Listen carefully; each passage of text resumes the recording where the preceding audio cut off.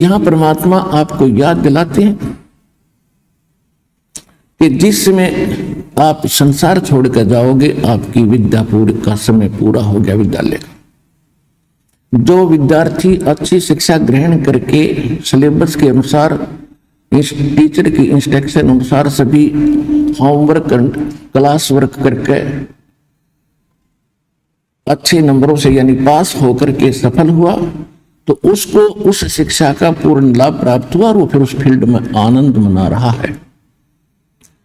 अर्थात आध्यात्मिक जो गुरु होते हैं वो टीचर होते हैं और टीचर वही होता है जो सिलेबस अनुसार शिक्षा देता है, टीचिंग करता है, टीचिंग करता है। सिलेबस कौन है? हमारे सदग्रंथ है। सदग्रंथ कौन से हैं? पवित्र श्रीमद् भगवत गीता, पवित्र चारों वेद और पवित्र सूक्ष्म वेद, तत्व वेद जो परमात्मा स्वयं आकर के ज्ञान देते हैं अपने मुख कमल से। ये हमारे भक्ति के सिलेबस हैं। इसके सहयोगी शास्त्र हैं पवित्र कुरान, पवित्र पुराण और पवित्र बाइबल और पवित्र गुरु ग्रंथ साहिब भी हमारी जो मैला पहला की वाणी है और कबीर साहिब की उसमें जो वाणी है वो हमारा सिलेबस है। इन श्रीमद् भगवत गीता और सदवेदों और सूक्ष्म वेद के तुल्य है। तो जो टीचर, जो संत, जो गुरु धार्मिक इन सदग्रंथों के अनुसार शिक्षा और दीक्षा देता है वो टीचर है। और इसके विपरीत जो ज्ञान स्टडी कराते हैं, लोग वेद सुना रहे हैं, वो लोग वो टीचर नहीं है। तो आप विद्यार्थी हैं और इस विद्या काल के अंदर आप यदि डीजे पे नाचोगे, गुटी सुटी ला के बकवाद गढ़ोगे या आप इस माया के जोड़न में ही दिन रात लगे रहोगे तो आप अच्छे विद्यार्थी नहीं हो। आप जी ने यहां पर विद्यार्थी की तरह रहना पड़ेगा। जैसे विद्यार्थी स्कूल में जाता है, उसको जहां भी बैठने का स्थान मिल जाता है, चाहे वो किसी भी उच्च अधिकारी या सेठ का बच्चा हो, वह अपने भाई बहनों के साथ बिल्कुल एक आम भक्त, आम स्टूडेंट की तरह ही रहता है। इसी प्रकार आप जी ने अपना भाव जब आप सत्संग में आते हो एक बालक जैसा बनाना होगा। चाहे आप कितने उच्च अधिकारी हैं, चाहे कितने आप धनी हैं या निर्धन कितने ही हैं, आप जी यहाँ आते हो तो अपने उस सब अहम को भूल जाना, क्योंकि आप एक भक्त हो। और भक्त में जो लक्षण होने चाहिए वो हमारे शास्त्र के, हमारे आश्रम के नियमों के अनुसार ही चलना चाहिए। तो विद्यार्थी अच्छा है, वो भक्त है। जैसे परमात्मा कहते संत मिलन को चालियो तज माया अभिमान, जो जो कदम आगे रखे ओ हे यज्ञ समान। हमारे को अध्यात्म मार्ग में उभारने के लिए, हमारे को धनी बनाने के लिए, अच्छा विद्यार्थी बनाने के लिए परमात्मा किस किस प्रकार के उदाहरण हमारे को दे रहे हैं कि जिसमें आप सत्संग की तरफ चलो, संत की तरफ चलो, उसमें आपको ना अपने पद का गर्व हो, ना अपने धन का हो, ना जाति का हो। आप ऐसे आए जैसे एक भयंकर रोग पीड़ित व्यक्ति जिस समय वो हॉस्पिटल की तरफ चलता है और वहां के लोकल डॉक्टर उसको जवाब दे देते हैं कि आपकी बीमारी हमारे समझ से बाहर है, आप पीजीआई के अंदर या एमएस के अंदर चेक कराइए। तो चाहे वो कितना बड़ा अधिकारी है, चाहे कितनी बड़ी उसकी पोस्ट है, कितना उसका धन है, उस समय उसको अपनी औकात का पता होता है कि अब तेरे साथ क्या बन सकता है। फिर वो हॉस्पिटल की तरफ जाता है तो उसको पता होता है कि अब तू शायद कुछ दिनों का ही मेहमान है। उस समय उसके पास चाहे वो कितना अच्छा बड़ा अधिकारी हो, कितना ही पद प्राप्त हो, वो पद और अपना धनाढ्य नहीं देखता, अपना जीवन देखता है। जहां भी डॉक्टर कहते हैं वही बैठ जाता है कपड़े उतारो जी, तुरंत उतार देता है। यहाँ लेट जाओ जी, लेट जाता है। जाओ ये चेक करा के आओ, उठा कर पर्ची चल पड़ता है। तो इसी प्रकार आप जी जब यहां आते हो, आप एक भयंकर रोग से ग्रस्त हैं। वो रोग कौन सा है? जन्म और मरण का। जन्म और मृत्यु का जो दीर्घ रोग है, ये आप सभी प्राणियों को लगा हुआ है। और वो एकमात्र एमएस हॉस्पिटल इस विश्व के अंदर सतलोक आश्रम बरवाला, जिला हिसार, हरियाणा के अंदर है। और यहां वो रोग आपका कट सकता है। तो आप उस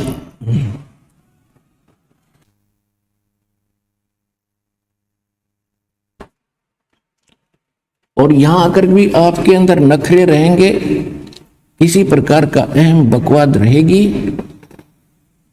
तो फिर आप जीवन रक्षा नहीं कर पाओगे, अर्थात उस दीर्घ रोग के नाश होने से वंचित रह जाओगे। फिर यहां आना और ना आना आपका व्यर्थ है।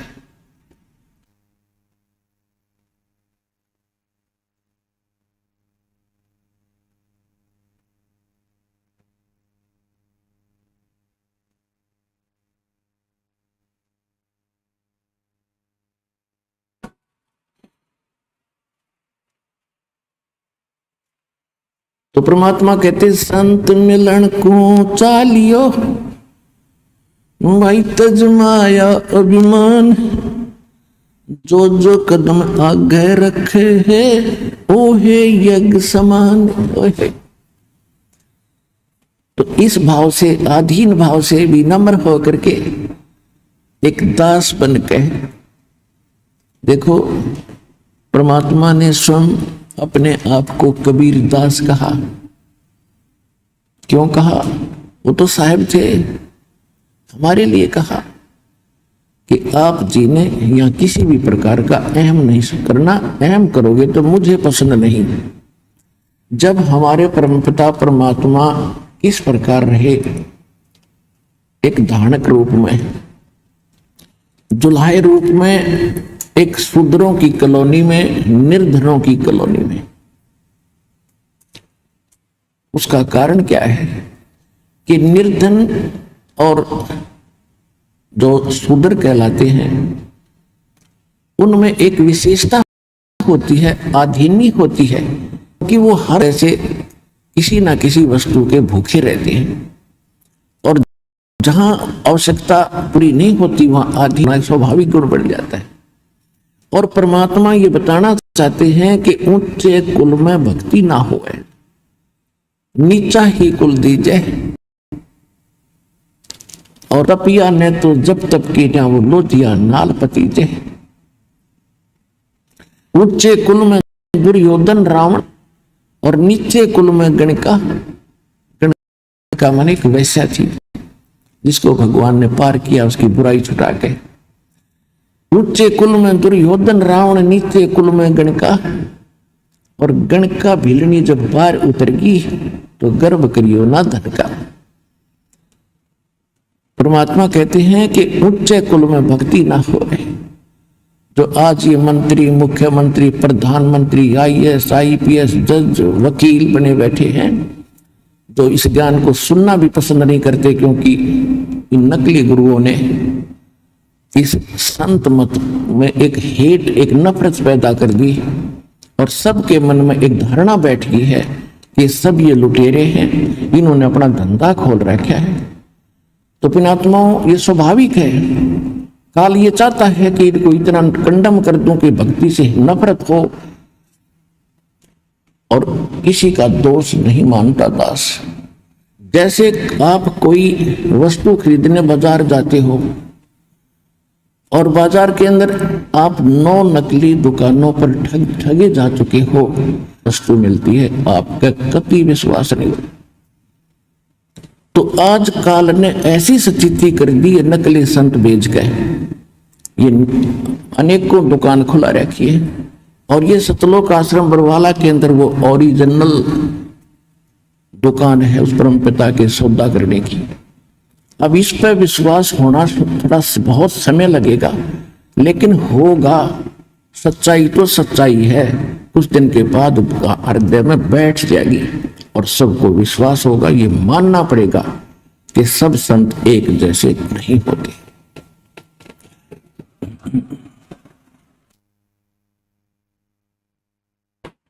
तो आज इनको आप जिक्र करके देखो, क्यों समय पर रोटी मिल रही है, अच्छी कार कोठी है, जी हजूर करने वाले हजारों नौकर खड़े रहते, इनको क्या जरूरत है भगवान की, खुद खुदा बन गए। सत्संग में आने से जीव को अपनी औकात का पता चलता है कि मैं कौन हूं। और पुण्यात्माओं, जैसे एक प्रधानमंत्री और वो मृत्यु सैया पर अपना टाइम पास कर रहा है, भुगत रहा है किसी भी देश या राष्ट्र का, और पहले वो प्रधानमंत्री था, आज क्या है और आगे क्या होगा। कहते संसा शोक सराय में ये सूतक दिन राती, और जीवित जग में जूते पड़े फिर जम तोड़े छाती। यही बिरान माटी हो लेगी इनकी, और आगे यम के दूत इनकी दे ही तोड़ेंगे, वो ज्ञान इनको है नहीं। क्योंकि हम जैसे दास तो एक बहुत छोटा सा कर्मचारी, एक जूनियर इंजीनियर था, और धार्मिकता भी थी, लेकिन फिर भी अहंकार अहम खूब हो गया था उस छोटी सी पोस्ट का। और जब कभी चर्चा चलती थी भगवान की, क्योंकि हम भी खिचड़ी ज्ञान से रंगे हुए थे, यही मन में आता था कि इसने देखा देखी जाए। जब दास को ज्ञान हुआ तो अपने उच्च अधिकारियों को, एसडीओ को, एक्सिन को, अपने साथी जूनियर इंजीनियर्स को या नीचे के जो सबॉर्डिनेट्स थे उनसे कहने लगा कि राम बजो भगवान बजो। तो उनका एक ही जवाब होता था, किसने देखा है, फिर देखी जाएगी। अपने आत्माओं, हम सभी यहीं फंस गए। अब किसने देखा देखी जाएगी, या लेकर डूब रही हमारे को। जिन्होंने देखा उन्होंने बताया, आंखों देखा बताया। और जो जैसे कोई अंधा जा रहा है जंगल में, वन में, और आगे एक भयंकर जानवर रहते हैं उस वन के अंदर, शेर, चीते और अन्य बहुत से भेड़िए, ये तो वहां के हैं ही, उनका तो वो घर है।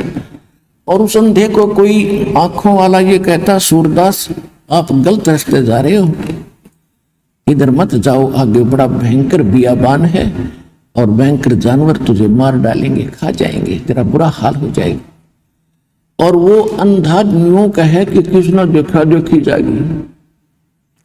अंधे, तुझे दिखता नहीं, आंखें वाले की तुम मानता नहीं, तो जाकर देख ले, फिर क्या होगा, वही होगा जो वो बता रहा है। तो ये जितने संत महापुरुष दास, जिनके नाम, शुभ नाम बार बार आपको याद दिलाता है, उन्होंने भगवान को देखा और हमें बताया। आदरणीय धर्मदास साहिब जी, आदरणीय मुल्कदास साहिब जी, आदरणीय नानक साहिब जी, आदरणीय दादू साहिब जी, आदरणीय गरीबदास साहिब जी, गांव छुरानी, जिला झज्जर, हरियाणा वाले, आदरणीय घीसा दास साहिब जी, आदरणीय स्वामी रामानंद जी महाराज, इन महापुरुषों ने भगवान को देखा। और वो स्थान देखा जहां जीव की दुर्गति होती है, जहां उल्टे लटकाए जाते हैं, नरक के अंदर बड़े बड़े कुंभ, बड़े बड़े कुंड भरे हैं, जिनको हाहाकार मची है। उन्होंने आकर बताया है। गरीबदास जी कहते, तुमने उस दरगाह का मैल नहीं देखा और धर्मराज के तिल तिल का लेखा। गरीबदास जी कहते, हम देखा सो साच है और सकल प्रपंच, हम जो देख कर आए हमने आकर तुम्हें बताया ये सत्य है। और जो बकवास कर रहे हैं कि धरती पर स्वर्ग है, धरती पर नरक है, यहीं दुख है, यहीं सुख है, ये सब बकवाद है, ये प्रपंच है। तो ऐसे ही जैसे किसी को आप कहोगे अच्छा समय पर टोक मिल रहा है, अच्छी नौकरी है, बिजनेस है, तो उसका एक ही जवाब होगा, फिर देखेंगे या फिर देखी जाएगी। अब फिर क्या देखेगा, जब गधा बनने के बाद फिर तो कुम्हार देखेगा। आपने तो ई अब देखना समय रहते, छोड़ बुराई कर भक्ति और सुधर लग भगवान के मार्ग पे, फिर क्या देखा जो गधा बन जाएगा। ये परमात्मा ने बताया, परमात्मा जिन्होंने देखा उन महापुरुषों ने बताया कि फिर पीछे तू पशुआ की जय गद्दा बैल बनाई, ये 56 भोग कहाँ मन भोरे, कहीं कुरड़े चरने जाई। सुखदेव ने 84 भुक्ति बना पजावे खरवो, और तेरी क्या बुनियाद प्राणी तू पंडा पंथ पकड़वो। मर्द गर्द में मिल गए वो रावण से रणधीरे, कंस के सीचाणोर से वो हिरणा कुश बलबीर। तेरी क्या बुनियाद है तू जीव जन्म धर लेत, गरीबदास हरि नाम बिना तेरा खाली रह जा खेत। ये उन महापुरुषों ने बताया जिन्होंने भगवान को देखा कि मृत्यु के उपरांत तू गधा बनेगा और आहार भी कहीं और करके आओगा जंगल में। टूटी कमर पजावे चढ़े चरा कागा मांस गिलाई, फिर पीछे तू पशुआ की जय कुरड़ी चरने जाई, और टूटी कमर पजावे चढ़े चरा कागा मांस गिलाई। पुण्यात्माओं, आज मनुष्य जीवन में क्योंकि विद्यार्थी को माता पिता सभी सुविधाएं देते हैं, स्वयं लूखी सूखी रोटी खाते हैं, उसको अच्छा घी और सब कुछ व्यवस्था करके देते हैं और कार्य से फ्री कर देते हैं कि बेटा बेटी तुम पढ़ो शिक्षा ग्रहण करो। उस समय उन बच्चों को कोई कहे कि तुम्हें आगे दुख होगा, एक तो जवानी और दूसरे फिर खूब सुख सारा सुविधा प्राप्त, तो उनके उस समय कम समझ में आवे है। और जब वो समय वक्त निकल जाता हाथ में, जब उनको कस्सी हाथ में सिर पर टोकरी, तब समझ में आवे कहे नाश मंत्र नाश कर लिया अपने जीवन का, उसमें पढ़ लेता, थोड़ा सा कष्ट उस समय उठा लेता तो सदा सुखी रहता। तो इसी प्रकार जब हम संसार छोड़कर जाए, अब हम मनुष्य जीवन में हैं, तो हमारे यह जल्दी सी गले उतरती नहीं कि हम कुत्ते और गधे बन जाएंगे। जब हम मरेंगे तो फिर और क्या बनोगे? अंडरस्टूड है, कुछ भी बन सकते हैं। और जिन्होंने देखा भगवान ने बताया, कबीर हरि के नाम बिना ये राजा रसब हो, मट्टी लदे कुम्हार के वही घास नारी नीरे कोई। कबीर हरि के नाम बिना ये नार कूतिया हो, गली गली भौंकत फिरे फिर टूक न डाले कोई। बीबी पड़दे रहे थी वो डोडी लगे थी बार, एक अब गात उगाड़े फिरती है वो बनकुतिया बाजार। वो पर्दे की सुंदरी सुनो संदेशा मोरे, गात उगाड़े फिरती हैं वो करें सरायों सोरे। नक बेसर नक पे बनी वो पैर थी हार हमेले, सुंदरी से कुतिया बनी देख साहेब के खेल।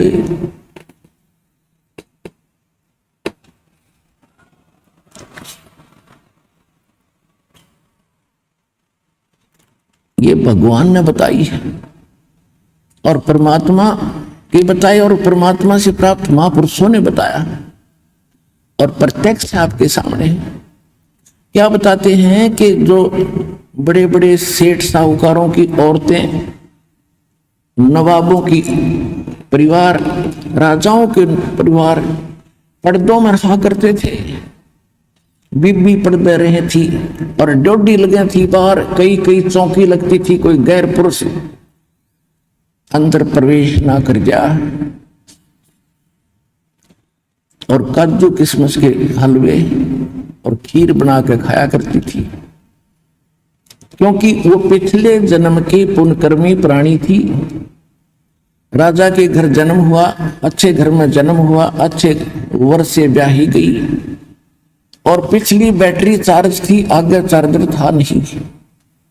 जब तक इन्वर्टर की बैटरी पीछे से चार्ज है, आगे चार्जर बेशक ना लाओ, वो पूरा काम कर रही होती है जब तक उसकी अक्षमता चल है। और जिस समय उसकी अक्षमता समाप्त होगी एकदम सब ही सुविधाएं जो उसे प्राप्त थी बंद हो जाएंगे, ना पंखा चलेगा, ना बल्ब जगेगा, ना कूलर चलेगा, यानी परेशानी का सामना करना पड़ेगा। इसी प्रकार जो पिछले जन्म के पुण्यकर्मी प्राणी हैं आज उच्च पद प्राप्त है और अच्छे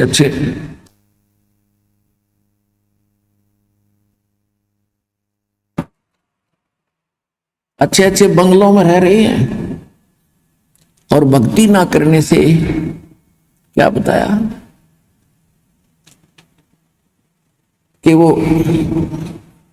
बीबी यानी राजाओं की रानियां, नवाबों की रानियां काजू किशमिश के हलवे खाया करती, जूठे छोड़ा करती, उनकी नौकरानियां उनके बच्चे खाया करते थे। ठीक है, जब तक आपकी जेब में पैसा है और आगे मजदूरी या कोई धंधा आपका है नहीं, तो उसने खो खराब करो, खर्चों पे फेंको, मौज आपकी। जब वह जेब खाली हो जाएगी, बैंक बैलेंस निल हो जाएगा, फिर पता चलेगा आपको उस पैसे की कीमत का। और आगे ना किया, बैंक बैलेंस खत्म हुआ। इसी प्रकार परमात्मा कहते हैं वो बीबी पर्दा रही थी, एडी से लेकर चोटी तक पर्दों में रहा करती, कोई उनका अंग ना देख ले, इज्जत का नाश हो जा। और भक्ति करी नहीं, संत के निकट गए नहीं, सत्संग सुना नहीं।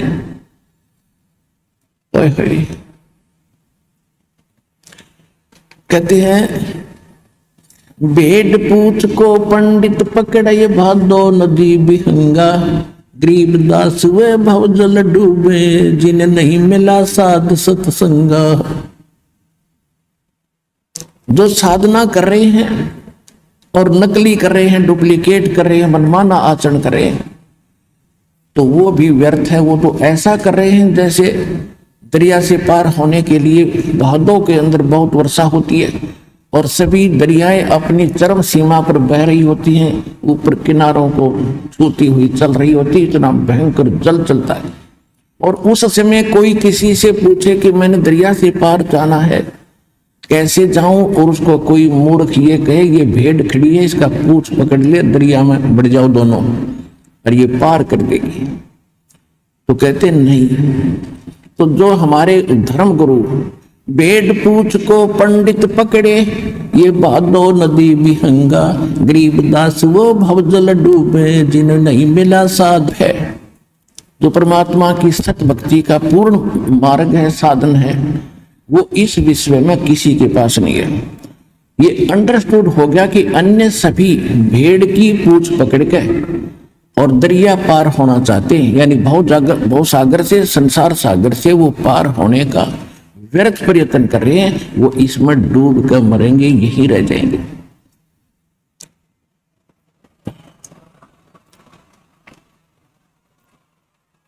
जिनको नहीं मिला साध सत्संगा, यानी संत का जिसको सत्संग नहीं मिला, तो वो यही रह जाएंगे। तो क्या बता रहे हैं कि अब वो पर्दे के अंदर बंद सारी सुविधाएं, क्योंकि उसके भाग्य में सब कुछ भगवान देगा ही देगा जो उसके प्रारब्ध में लिखा है। और संत की छेड़ लगी नहीं, सत्संग सुन पाई नहीं, क्योंकि इज्जत वाली वो बेटी थी वे।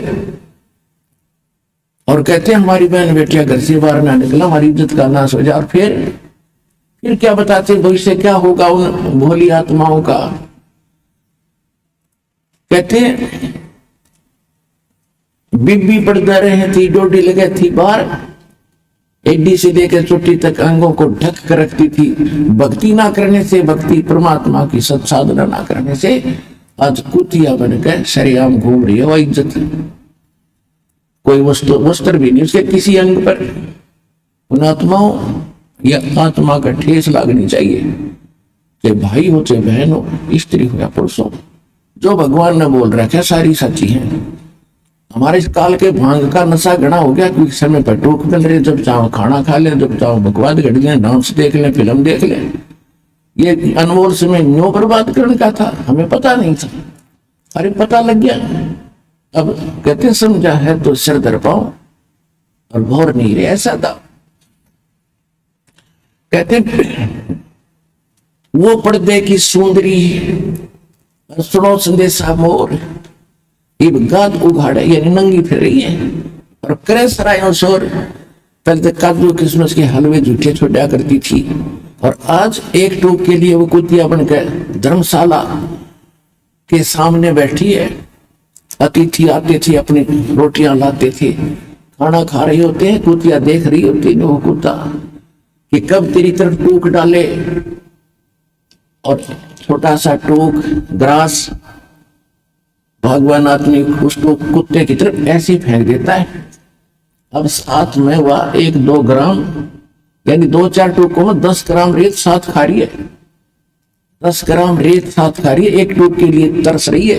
और जब खो दिया अनमोल जीवन साधना ना करने से, नक बेसर नक पे बनी और पैर थी हार हमेल 1-1 लाख के गहने और हार पहना करती थी। और कहते हो सुंदरी से आज कुतिया बन गई, साहेब के खेल। तो पुणात्मा इन बातों से डर बनना चाहिए। और भयवन भक्ति होती नहीं, डर बनता है ज्ञान से और ज्ञान होगा सत्संग से।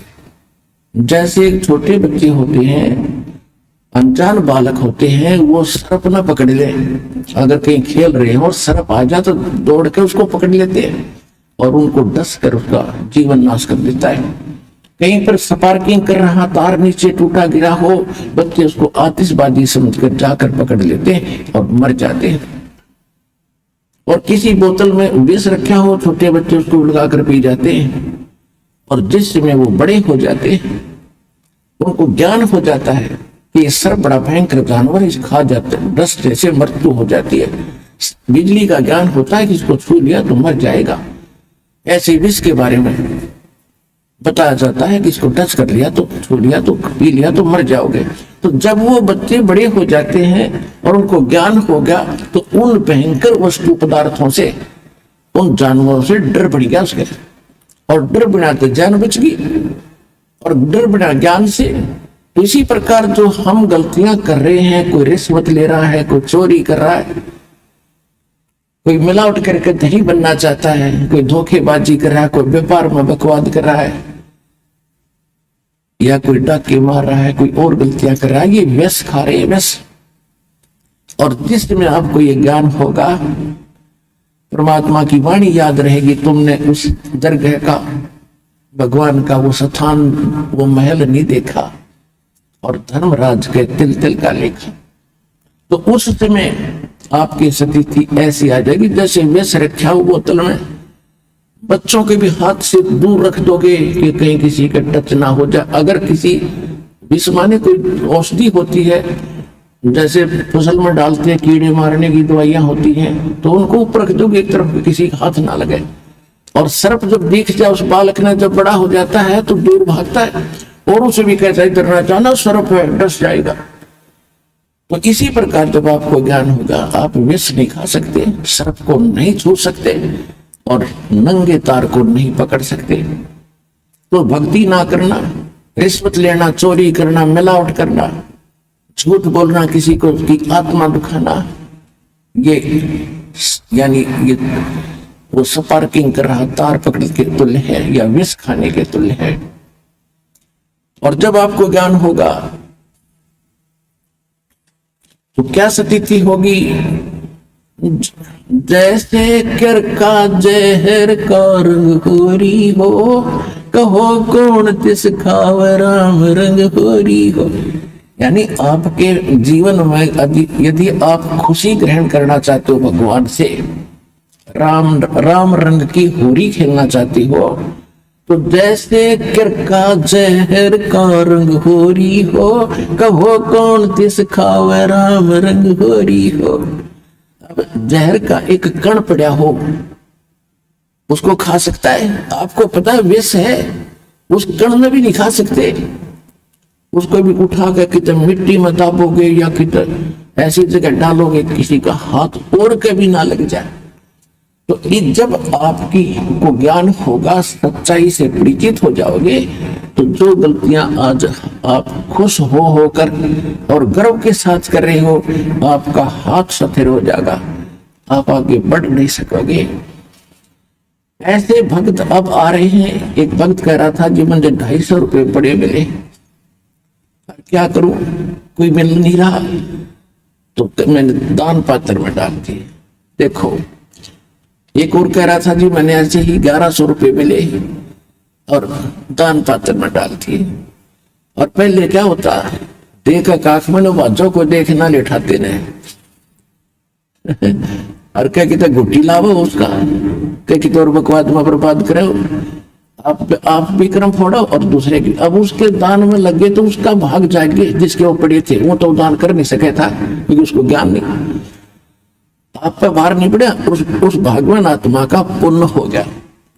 छोटे छोटे बच्चे भी, एक उसकी माँ बता रही थी कि मेरा लड़का स्कूल से आता 3री कक्षा का, उसने 50 रुपये मिल गए और उसने पूछा कहीं से भी किसी के पैसे गिरे हो, बच्चों के तो थे ही नहीं किसी और के, वो घर ले आया तो उसकी माँ बोली बेटा क्या करेगा, दान पात्र में डाल दूंगा, मैं ना छेड़ो ना खाऊं तो ना इसकी चीज ना खाऊं।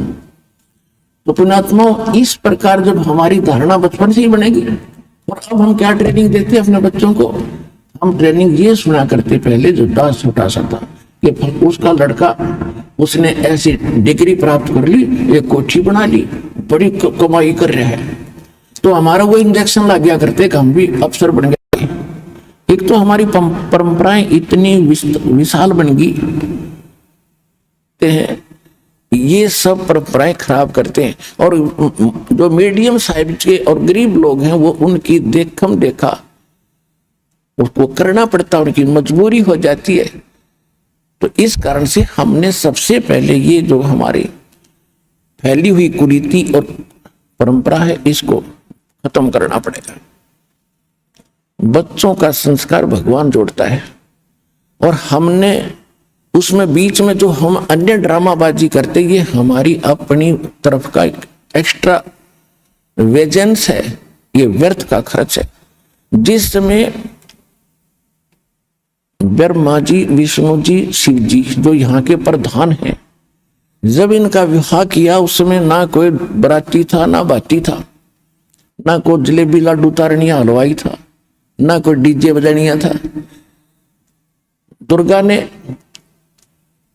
ब्रह्मा जी से कहा बेटा यह सावित्री इसका नाम है, ये युवा लड़की तेरी पत्नी और तुम इसका पति, जा तुम्हारा संस्कार, अपना घर बसाओ। विष्णु को लक्ष्मी दे दी, जा बेटा है तेरी पत्नी, तू इसका पति और जाओ घर बसाओ।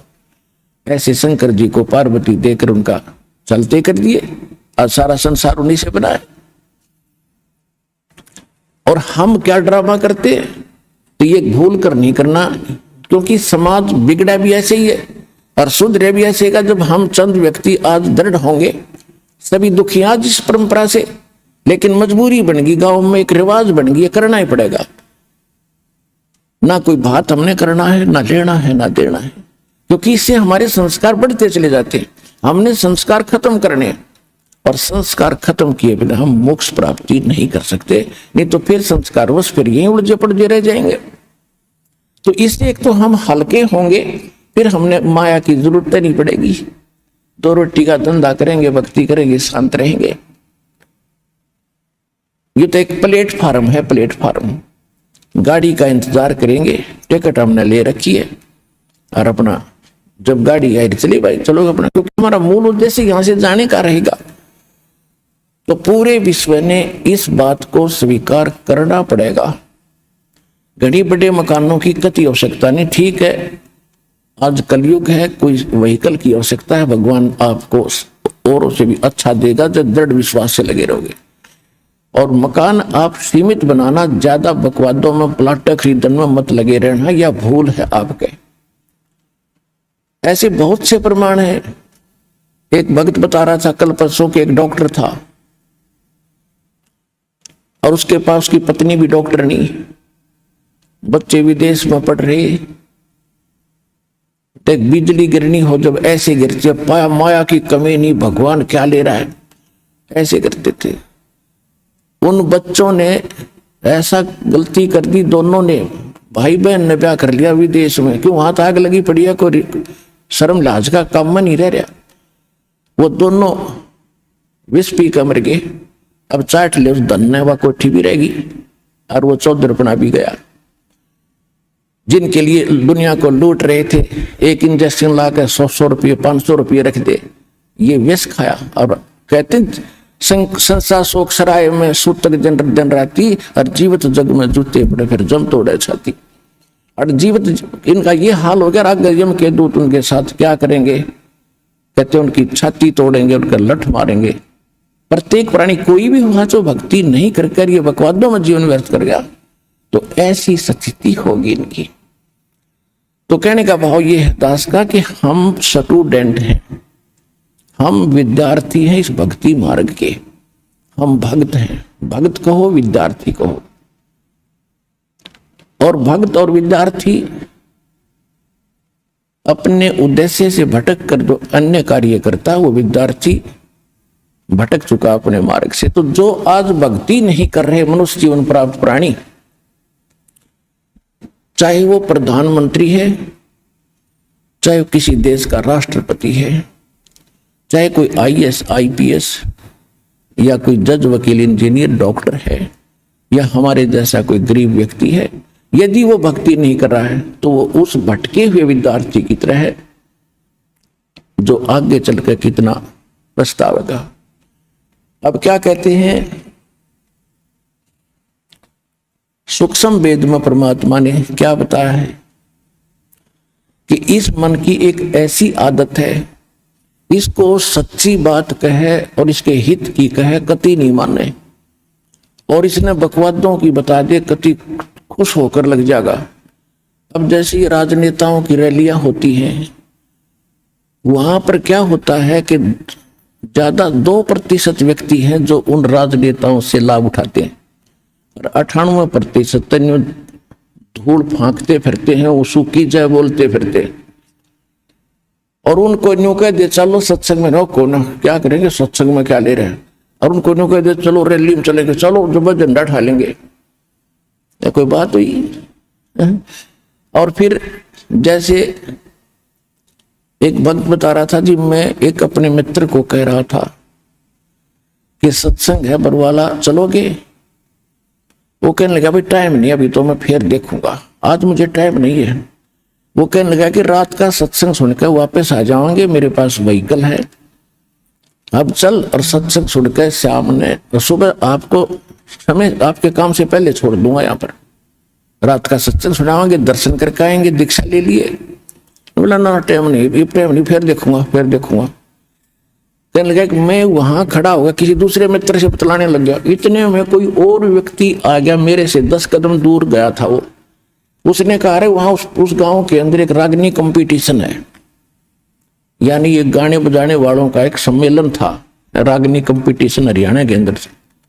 उसने कहा कि उस गांव में वहां से 8 किलोमीटर 6-7 किलोमीटर वो रागनी कंपटीशन था। उसने जरा सा जिक्र किया था, रागनी कंपटीशन है उस गांव में, सुना।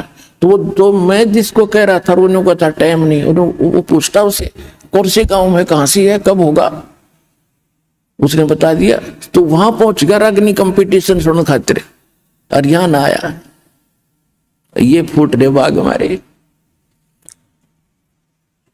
और जैसे कोई सोमवार का व्रत रखता है और उसको कोई स्वाभाविक व्यक्ति आम संसारिक जो उससे जैसा वो न्यू कह देना भाई शुक्रवार का व्रत और को लाभ दे, वो तुरंत शुरू कर देता है। और कोई कुछ साल आसर जाता है चूरू जिले में और उसको कोई ये कह देना बालाजी जावे ना वह कमाल हो जाए, और वैष्णो देवी चला जाता तो बेड़ा पार हो जा, तो दोनों जगह जाएगा वो उसके कहने से। और यहां कोई नो कह दे भाई सतलोक आश्रम बरवाला जिला हिसार में अनमोल ज्ञान की वर्षा होने लग रही है, सारे झंझट छूटे हैं और सही मार्ग मिल रहा है, वहां चलो भक्ति करो। और उसको समझाया जाए कि ये नहीं करना वो नहीं करना, ना ये कोई वाह भाई वाह, ये भी कोई काम है, ये कैसे छूटेंगी, ये तो हमारी पूरी पुरानी परंपराएं। तो परमात्मा क्या कहते हैं, जैसे गरीबदास साहिब जी ने कहा है, जब परमात्मा से वो परिचित हो चुके तब उन्होंने क्या बताया,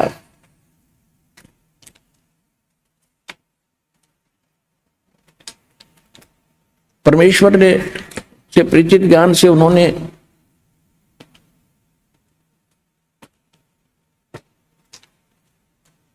क्या बताया कि मैं तो दे दी है बाल में बैरेनू, मैं तो दे दी है बाल में बैरेनू, मैं तो दे दी बैरेनू, मैं तो दे दिए बाल में बैरेनू। आत्मा रोती है कि हे परमात्मा, मैं तो इस मन के साथ जोड़ दी, इस काल ने यू मन अपना एजेंट इस आत्मा के साथ इसका संयोग कर दिया। और मन का जैसे गधे और गाय का स्वभाव में अंतर होता है, तो गधे और गाय का गढ़ जोड़ दिया, एक रस्से से बांध दिए इकट्ठे। अब गधा का स्वभाव करोड़ियों पर जाने का, गाय मरा भूखी, वहां पर उसने तो चारा चाहिए शुद्ध। तो इस आत्मा को मन के साथ इस काल ने जोड़ दिया।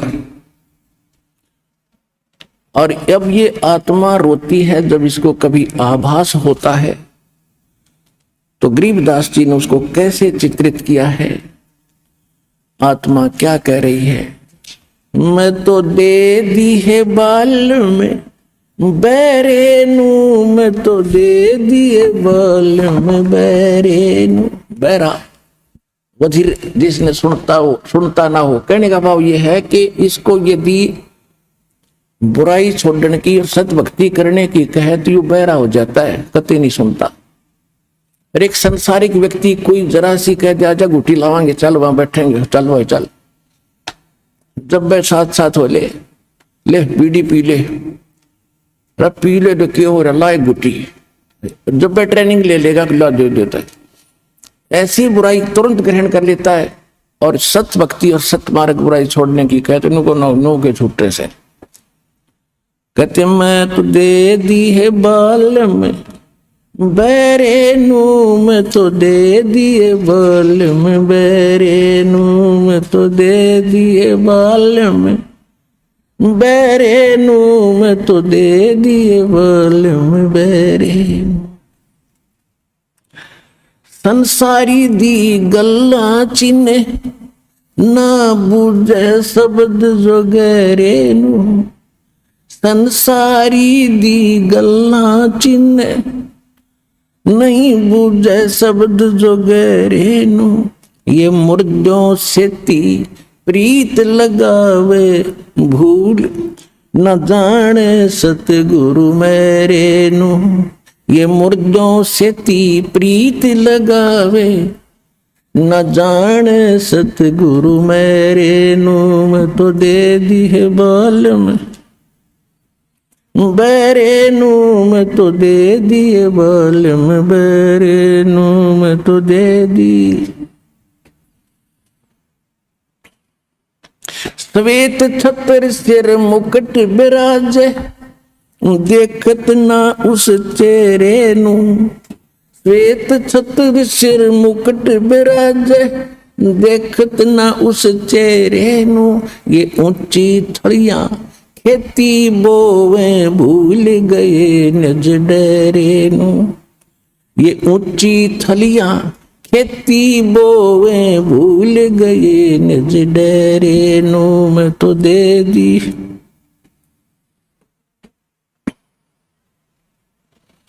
मैं तो दे दी है बाल में बैरेनू, मैं तो दे दिए बाल में बैरेनू। ये संसार समझदा नहीं, ये कहंदा शाम दोपहरे नू, ये संसार समझदा नहीं, कहंदा शाम दोपहरे नू, गरीब दास ये वक्त जात है रोवोगे इस पैरे, गरीब दास ये वक्त जात है रोवोगे इस पैरे नू, मैं तो दे दी।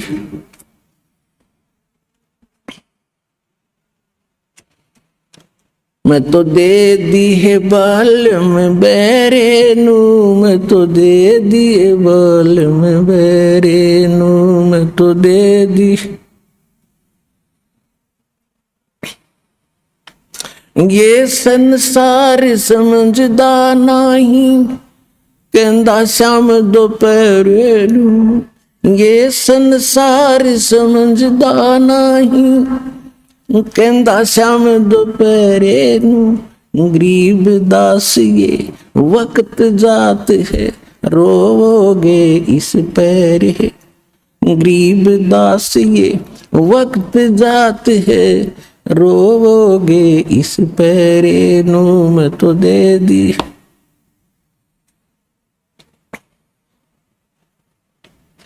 अब क्या बताया है आदरणीय गरीबदास साहिब जी ने भगवान से प्राप्त इस ज्ञान को आंखों देख कर भगवान को और इस संसार की सतिथि को और ऊपर के सुख को कहते हैं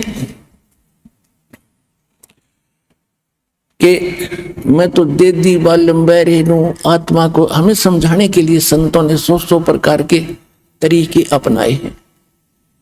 क्या बताते हैं कि संसारी दी गल्ला चिन्ह आम आदमी कह दे उसका तुरंत साधना शुरू कर देगा। ना बूझ शब्द जो गहरे नो, जो गूढ़ ज्ञान है हम बता रहे हैं इसने सुनते नहीं। जैसे परमात्मा कहते चारों युग में मेरे संत पुकारे और कोक कहा हम हेल रे। हीरे माणक मोती बरसे ये जग चुगता डेल रे। परमात्मा कह रहे कि चारों युगों में आकर हमने सत्य ज्ञान के और तत्व ज्ञान के और यथार्थ भक्ति मार्ग के हीरे मोती नो सब तुम्हारे सामने फेंके। गली गली में खड़े हो गए, चौराहे पर खड़े होकर हमने ये ज्ञान सुनाया, जगह जगह सत्संग करके। लेकिन हीरे मोती इस तत्व ज्ञान रूपी हीरे मोती तुमने स्वीकार नहीं किए क्योंकि तुम पारखू नहीं थे। और ये आन उपासना रूपी आन देवताओं की पूजा तीर्थ व्रत ये तो सरहद आदि निकाल रहे हो, ये तो तुम डले ढो रहे हो, डले इकट्ठे कर रहे हो, कंकर पत्थर। इनको बहुमूल्य जानकर उन अज्ञानी संतों और उन ऋषियों के बहकाए हुए तुम इनको बहुमूल्य मान रहे हो इन साधनाओं को। और हम जो सत साधना और मोक्ष रूपी ये हीरे मोती लाल यानी बहुमूल्य वस्तुएं तुम्हारे सामने पटक रहे हैं, डाल रहे हैं, बखेर रहे हैं, बरसा रहे हैं, वर्षा कर रहे हैं तत्व ज्ञान की। और तुम फिर भी डले इकट्ठे कर रहे हो आन उपासना करके। तो वो यही समझाना चाहते हैं गरीबदास जी। संसारी दी गल्ला चिन्ह ना बूझे शब्द जो गहरे नो। ये मुर्दों से ती प्रीत लगावे न जाने सतगुरु मेरे। ये मुर्दों से ती प्रीत लगावे न जाने सतगुरु मेरे।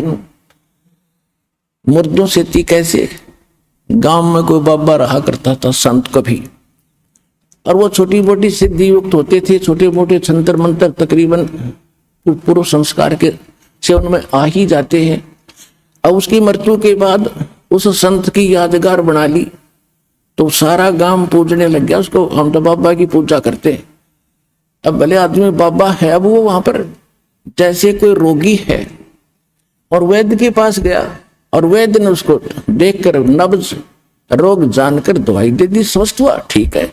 सभी ने, वो अच्छा वैद्य था, मृत्यु होगी, फिर उसकी यादगार बना दी, एक बड़ा मंदिर बना दिया उसके ऊपर। अब वहां कोई जाता किस लिए जा रहा है कि वैद्य जी के पास जा रहा हूं दवाई लेने, नहीं।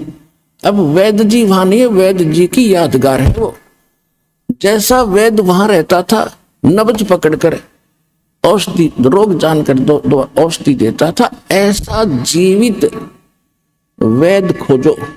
सेट कर रहे, ऐसा जीवित वैद्य खोजो, उससे रोग कटेगा। और वो जीवित वैद्य सतलोक आश्रम बरवाला, जिला हिसार, हरियाणा, भारत के अंदर है। इस विश्व में रहा नहीं कोई।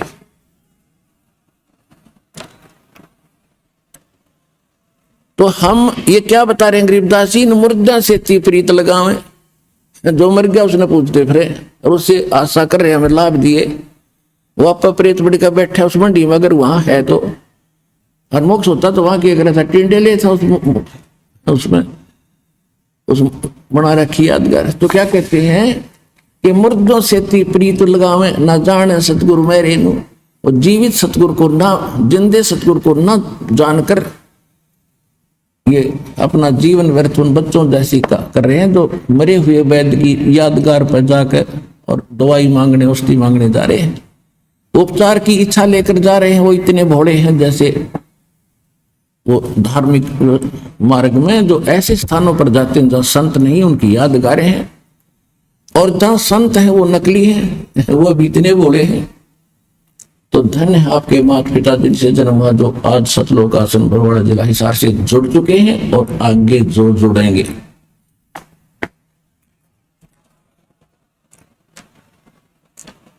अब क्या बता रहे हैं? श्वेत छत्र सिर मुकुट विराज, आंखों देख कर आए गरीबदास जी बता रहे भगवान मनुष्य दृश्य है, सिंहासन पर बैठा है, राजा के समान मुकुट है। यही ऋग्वेद मंडल नंबर 9 सूक्त 82 मंत्र 1 में स्पष्ट लिखा है कि वो परमात्मा देखने में राजा के समान है और सिंहासन पर विराजमान है। वहां से गति करके यहाँ ताक्षी आत्माओं को मिलता है। कभी ये उत्तराचरण करते हैं, वेद गवाही दे रहे, और जिस कारण से उसको एक प्रसिद्ध कवि की उपाधि भी दी जाती है, लेकिन वो परमात्मा होते हैं। और गरीबदास साहिब जी ने आकर बताया कि हम सुल्तानी नानक तारे, दादू को उपदेश दिया, जात जो लाहा भेद न पाया, वो काशी महे कबीर हुआ। अनंत कोट ब्रह्मंडे का एक रति नहीं भारे, सतगुरु पुरुष कबीर हैं ये कुल के सिरजनहार। गरीबदास जी कहते हैं श्वेत छत्र सिर मुकुट विराज, देखत ना उस चेहरे नु, ऊंची थलियां खेती बोवे ये भूल गए निज डेरे। ऊंची थलियां खेती बोवे ये भूल गए निज डेरे। गरीबदास जी भगवान को देखकर आए और बताया है कि सिर पर मुकुट, ऊपर श्वेत छत्र है उस परम पिता के, और उसको ना देख करके तुम कोई निराकार का घाटा जोड़ रहे हो और कोई मुर्दों को पूजते हुए फिर रहे हो। और ऊंची थलियां खेती वो हैं, जैसे वर्तमान में ये फुहारे पूरे दीप चले हैं। पहले उस समय जब ये परमात्मा का ज्ञान गरीबदास जी को प्राप्त हुआ, उस समय समझाते हुए कहा है कि जैसे एक डहर स्थान अक्षेत्र होता है जमीन का डहर, और एक होती है थड़ी, ऊंचे टीले, वर्षा पर आधारित था सारा कृषि जो है सिस्टम। तो गरीबदास जी बता रहे हैं कि जो डहर स्थान होता है वो झील का स्थान होता है, समतल होता है और घना उपजाऊ होता है, और ऊंची थलियों पर वर्षा हो जाती है, वो भी पानी बह करके उस नीचे वाले डहर यानी समतल स्थान पर आता है। और जो ऊपर उन टिब्बों पर, थलियों पर, ऊंचे स्थानों पर, डूंगर पर जो खेती करते हैं, वर्षा होगी कभी तो वो मुश्किल से 1 एकड़ में 2 मन दाने होते हो, होना भी हो। और डहर के अंदर यदि आप डहर अक्षेत्र में बीजोगे तो 1 एकड़ में 60-70 मन गेहूं हो कणक होते हैं। तो क्या बताना चाहते हैं कि जो साधना आप कर रहे हो, इन आन उपासना करके तीर्थ व्रतों पर जाते हो, श्राद्ध करते हो, देवी देवताओं की पूजा करते हो, और ये तो है समझ ले थड़ियों पर बीज बो रखा तुमने, वहां भूखे मरोगे, वहां से कोई उपलब्धि नहीं होगी। और आपका अपना जो वास्तविक फील्ड है डहर, जो आपका असली भगवान है, जो 1 एकड़ में 60 मन 70 मन कणक आपको देगा, धनी बना देगा, उसको भूल गए। यानी उस परम पिता कबीर भगवान को भूलकर इन आनसार उपासना करके आप उस थड़ियों पे बीज बोने वाले किसान की तरह एक कंगाल हो गए जो अपने ही डहर को भूले बैठा है। तो गरीबदास जी ने आके वो डहर याद दिलाई। अनंत कोट ब्रह्मांड का एक रति नहीं भारे, सतगुरु पुरुष कबीर हैं ये कुल के सिरजनहारे। तो यहां क्या बता रहे हैं?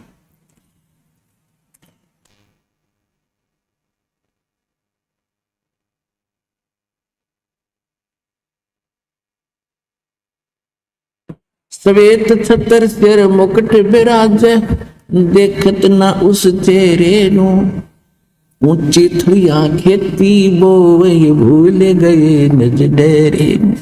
फिर क्या बताते हैं,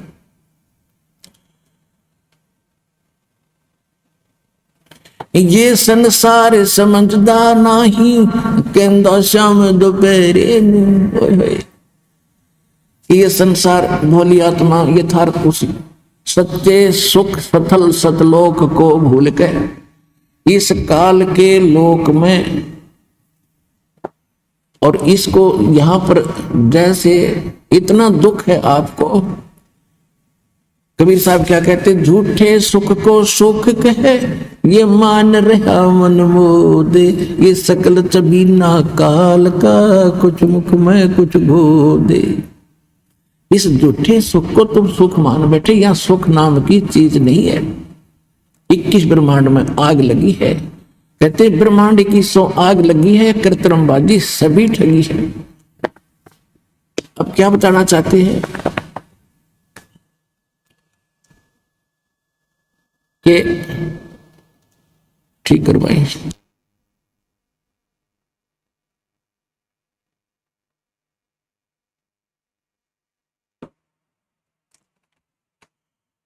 यहां पर जैसे एक व्यक्ति के 3 पुत्र थे, एक की मृत्यु होगी, सारा परिवार टक्कर मार रहा रो रहा था। उसका शोक व्यक्त करने के लिए बहुत से गांव के व्यक्ति आ रहे थे, तो उनमें एक ऐसा व्यक्ति भी था जिसका एक का बेटा था और उसकी ही मृत्यु हो चुकी थी 2, 3, 4 वर्ष पहले। तो वहां सांत्वना देने वाले उस परिवार को कह रहे थे, भाई यहाँ तो देखो सबके साथ ये घटना घटती है, और उसको जिसका ताजा एक का 3 बेटा मत एक की मृत्यु हुई थी, उसको समझा रहे थे, देख इसको देख कर जी ले भाई, इसका एक का बेटा था वो भी मर गया बेचारे का। तो फिर उसको शांति सी हुई, उसने क्या सोचा कि धोखा है भगवान, मेरे 2 तो जीवित हैं, इसका एक था वो भी ना रहा बेचारे का। तो फिर उन्होंने रोटी खाई, खाना खाया, दुखी सुखी होकर के। तो उससे कहते हैं, यहां परमात्मा कहना चाहते हैं, इस झूठे सुख ने सुख है, यानी हल्के दुख को आपने सुख मान लिया।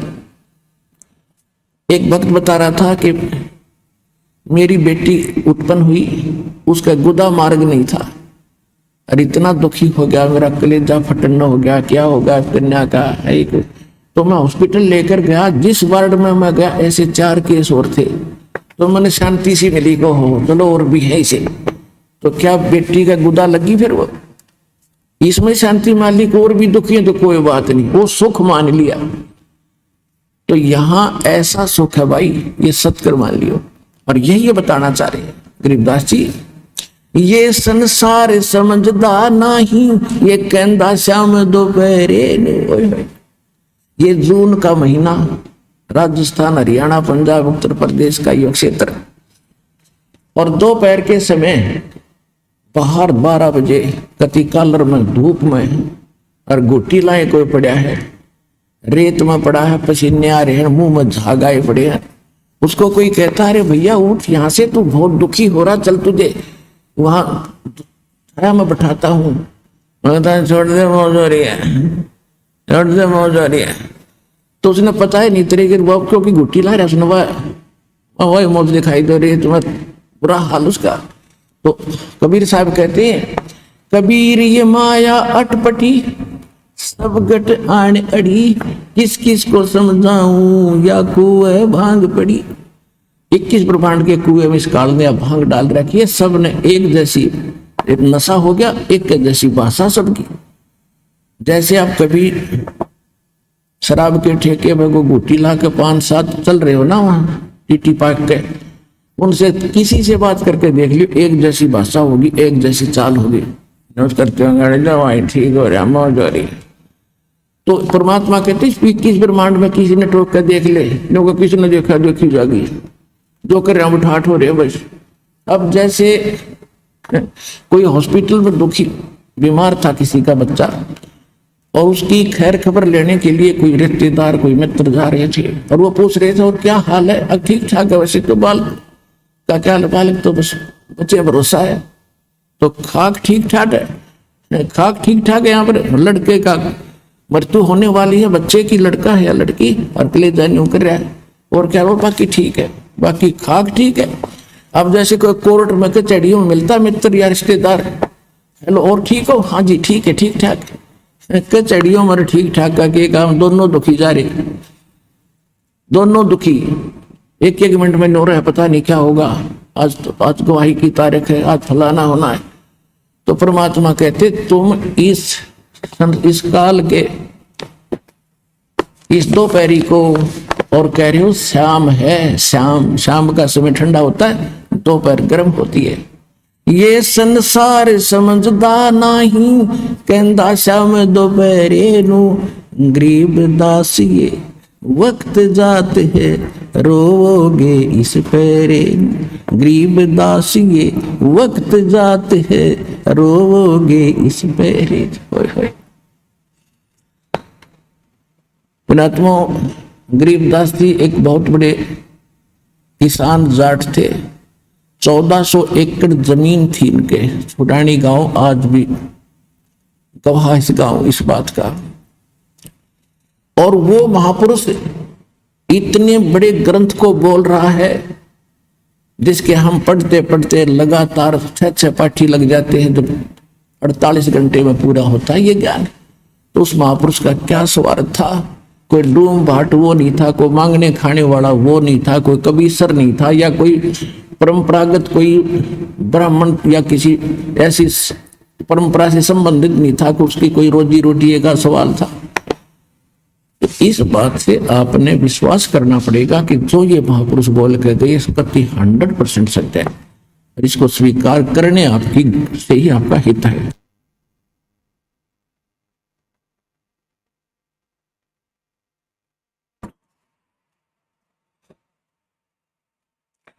तो ये क्या बताते हैं कि गरीबदास जी कह रहे हैं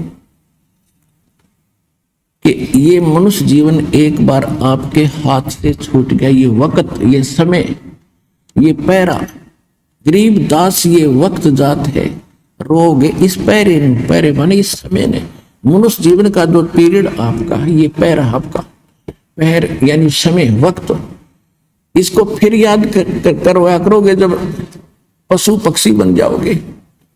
जितने भी कुत्ते आपको आप देखते हो कभी कभी रात्रि के समय भौंकते नहीं, रोते हैं और ऊपर को मुंह करते, फिर वैसे ओ।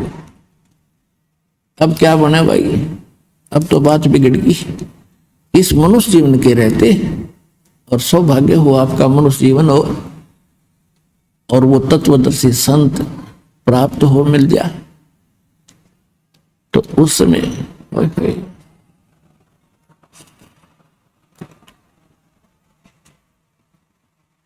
परमात्मा कहते हैं अच्छे दिन पाछे गए, अच्छे दिन पीछे गए, गुरु से किया ना हेत, अब पछतावा के करे बिना चिड़िया चुगी खेत।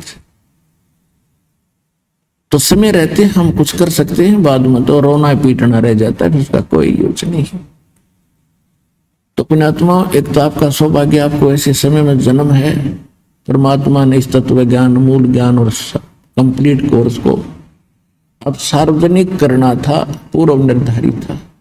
और ऐसे समय में जिनको मानव शरीर प्राप्त है और जिनको यह स्थान प्राप्त हो गया, धन आपके माता पिता जिनसे जन्म हुआ, ये सत्कर मान लेना। आपकी किस्मत का अंदाजा नहीं लगा सकते।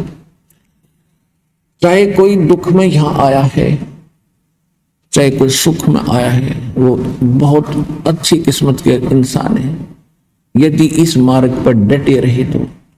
अब हम क्या करते हैं, जो दुखी आते हैं वो तो किसी के कहने सुनने से जो आता है, जो ये सोचकर आता है कि चल देख लेते हैं वहां भी, उसको यहाँ राहत नहीं मिलेगी।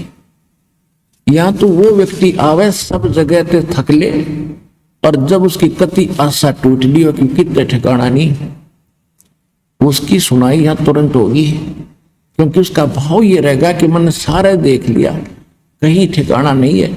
और फिर यहाँ हृदय से रो के पुकार करेगा, रोज नया सुख होगा उसकी आत्मा में, रोज नया, चाहे कैसी बीमारी हो, कैसी ही टेंशन हो।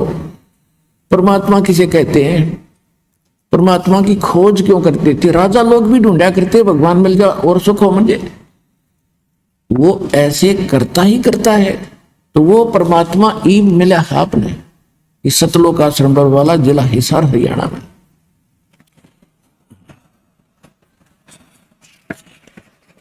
और गरीबदास जी क्या कहते हैं? मैं तो दे दी है बाल में याने नू, मैं तो दे दी है बाल में याने नू, मैं तो दे दी बाल में याने नू, मैं तो दे दी है बाल में याने। गीता और भागवत पढ़े ना बूझ शब्द ठिकाने नू, गीता और भागवत पढ़े ना बूझ शब्द ठिकाने नू, मन मथुरा दिल द्वारका नगरी कहा करे बरसाने नू, मन मथुरा दिल द्वारका नगरी कहा करे बरसाने नू, मैं तो दे दी है बाल में याने नू, मैं तो दे दी है बाल में याने। उत्तर दक्षिण पूरब पश्चिम तो फिरता दाने दाने नू, उत्तर दक्षिण पूरब पश्चिम तो फिरता दाने दाने नू, ये सर्व कला सतगुरु साहेब की हरि आए हरि आने नू, ये सर्व कला सतगुरु साहेब की हरि आए हरि आने नू, मैं तो दे दी याने नू, मैं तो दे दिए बल याने। जम किंकर का राज कठिन है नहीं छोड़ राजा राणे नू, जम किंकर का राज कठिन है नहीं छोड़ राजा राणे नू, या दुनिया दा जीवन झूठा तुम भूल गए मर जाने नू, या दुनिया दा जीवन झूठा तुम भूल गए मर जाने नू, मैं तो दे दी याने नू, मैं तो दे दी।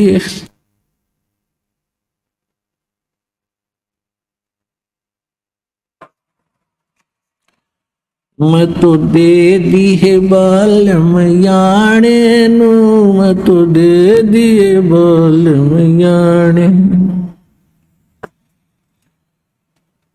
शील संतोष विवेक विचारो भाई दूर करो जुल्माने नू, शील संतोष विवेक विचारो दूर करो जुल्माने नू, ज्ञान दराज ध्यान दी तुरिया कोई जाने पान रसाने नू, मैं तो दे दी मैं तो दे दी है बाल याने नू, मैं तो दे दिए बाल याने।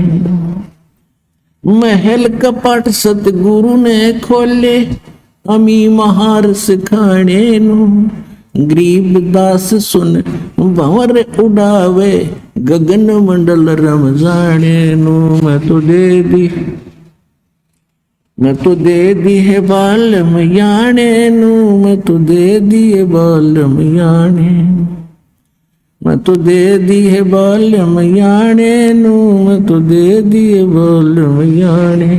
अब क्या बताया इसमें कि गीता और भागवत पढ़े ना बुझे शब्द ठिकाने में। गीता को पढ़ते हैं और मंत्र जाप करते हैं, राधे राधे श्याम लादे, हरे कृष्ण कृष्ण कृष्ण रामा रामा, ओम नमः शिवाय, ओम नमः भगवते वासुदेवाय। ये गीता में है कहीं?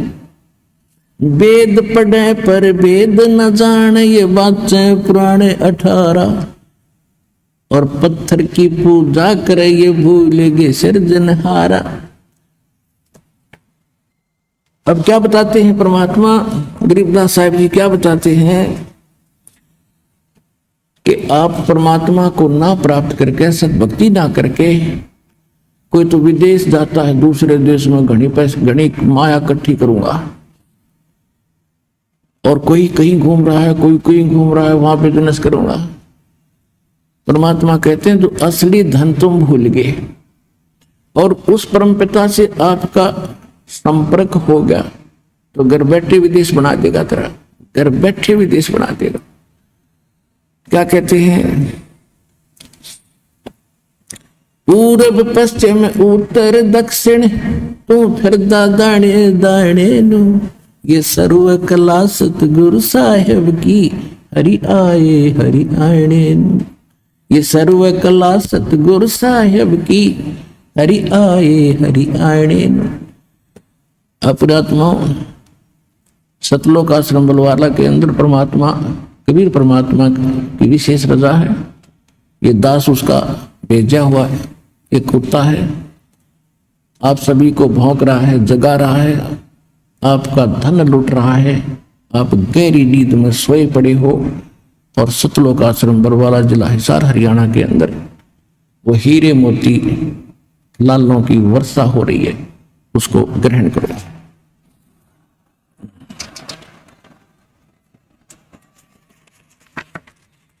फिर क्या बताया है कि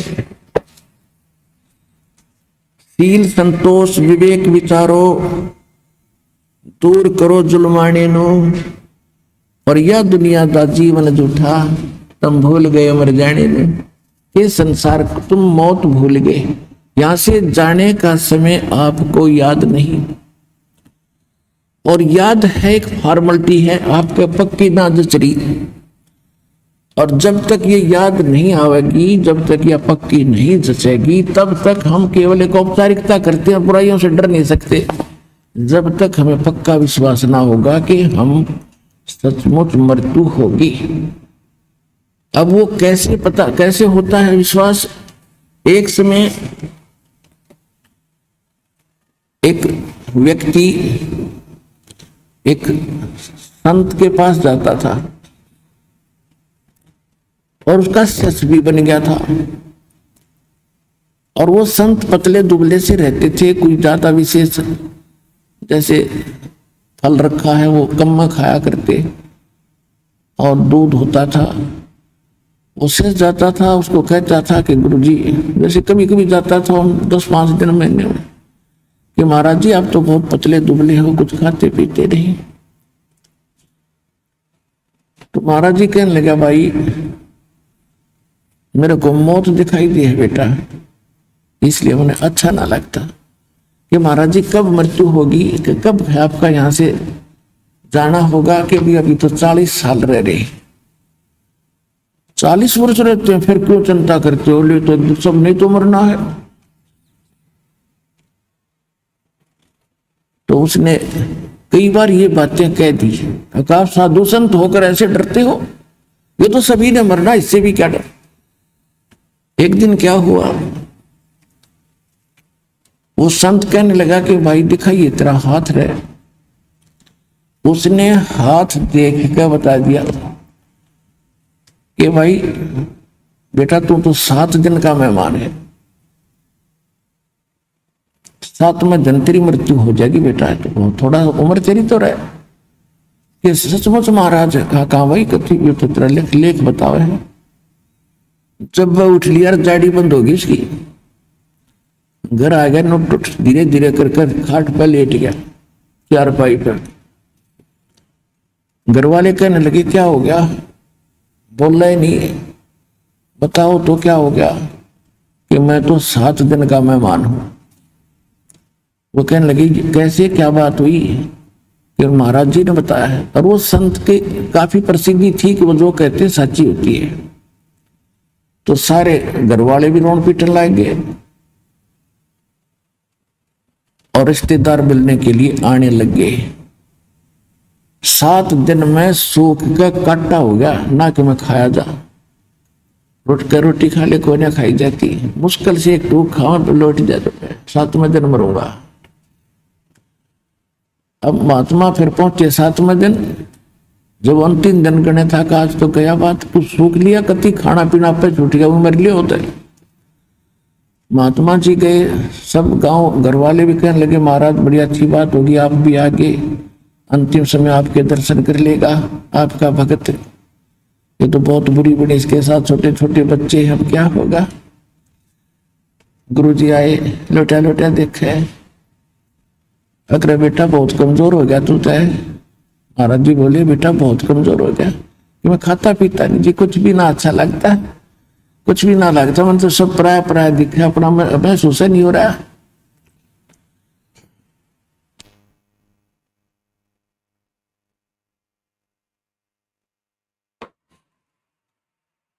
वो संत बैठ के उसने कहा बेटा देखा देखो कितना समय हो रहा, आज कब मरेगा तू। देख लो जी, देख लो, वैसे देख लो। देख के महाराज जी बोले रहे भाई बेटा मेरे तक कैलकुलेशन में गड़बड़ रहेगी, 7 दिन नहीं, ये तो 70 वर्ष की उम्र है, अभी तो 30 वर्ष का बेटा 40 वर्ष रह रही है। अक्सर से मुझे एक बार फिर देखियो एक बार। कहा बेटा सच्ची है तो 70 साल जीवेगा। जब वह उठ गया और बैठ गया, जो परमात्मा महाराज जी बोले बेटा तने खा पिया क्यों नहीं 7 दिन में। महाराज जी 31 जी दिख रहा था, मतलब 7वां दिन दिखा था। तो बेटा मुझे वो 40 वर्ष मेरे शेष रहते हैं, वो 40वां दिन मैंने ऐसे दिखा जैसे तने यूं भी दिखा। जब तने कहता किसी ने क्यों सब न मरना क्यों डरना ये पेरा पटा कैसे मरते। ये सन परमात्मा कहते हैं ये या दुनिया का जीवन झूठा तुम भूल गए मर जाने नु, और शील संतोष विवेक विचारो और दूर करो जुल्माने नु।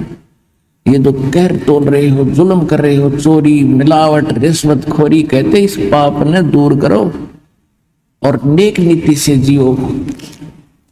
इस प्रकार तुम्हारा जैसे एक समय इस प्रकार तुम्हारा कल्याण होगा। ये बात बनाने तो नहीं, मैंने कह दिया आपने सुन ली, बड़ी बढ़िया सत्संग सुना, बड़ी अच्छी बात बताई महाराज जी ने, और बकवाद वही करो। कहते ये बातें कहने सुन की नहीं, ये करपाड़न की है। ये कोई डूब भाट के गीत नहीं कि वैसे रिक्रिएशन करने आते हो आप। हृदय में जगह बन जाना चाहिए, जख्म हो जाना चाहिए इस बात का कि संसार में आप ज्यादा समय नहीं रहो। जैसे एक समय नानक साहिब जी के पास श्रद्धालु जाया करते थे और साधु संत उदासीन हो जाते हैं संसार से। जब ज्ञान हो जाता है उदास रहते हैं, क्योंकि संसार में अपना सा कुछ भी नजर नहीं आता। जब ज्ञान हो जाएगा एक औपचारिकता शेष रह जाती है। लेकिन साधु संत किसी से विरोध और कोई नफरत नहीं करते, लेकिन ये अपना सा नहीं लगता। जैसे होटल में रहता है ना इंसान, होटल में सारी सुविधाएं होती है, बेड भी, चेयर भी, सोफे भी, और सारे टेलीविजन भी लगा हुआ होता है। तो वो उसको पता है कि मेरा नहीं है, जब तक मैं हूं यहां तब तक इससे हमने केवल इसका उपयोग कर सकते हैं। तो यहाँ परमात्मा भी कहते हैं ये काया तेरी है नहीं, माया कहां से हो जिसने तू अपना मानने बैठा। ये काया तेरी है नहीं, माया कहां से हो। और चरण कमल में ध्यान रख, इन दोनों ने खो। यह शरीर भी तेरा नहीं, ये संपत्ति और ये कोठी कार तेरी नहीं, इन दोनों ने भूल जा और भगवान के चरणों में विशेष कसक बनाकर जी। और जब तक इस होटल में है अपना ठीक है, इनका उपयोग कर। कार है, कोठी है, मकान है, जो कुछ भी रहे, लेकिन रहे ऐसे जैसे होटल में रहते हैं। और ये होटल है, फिर आज समझ में आ जाओ, चाहे और कुछ दिनों के बाद आ जाएगी। तो तब हम इसको अपना नहीं मान सकते जब होटल नजर आओगा। होटल है ये, लेकिन अभी हमारी भांगना उतरी से इतना अपना लग गए है। लेकिन होटल में से ले जाकर दिखाइए कोई कुर्सी वहां से, जब वह छीन लेंगे फिर बैठ।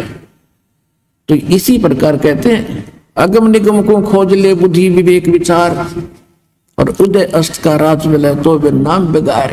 वैसे ही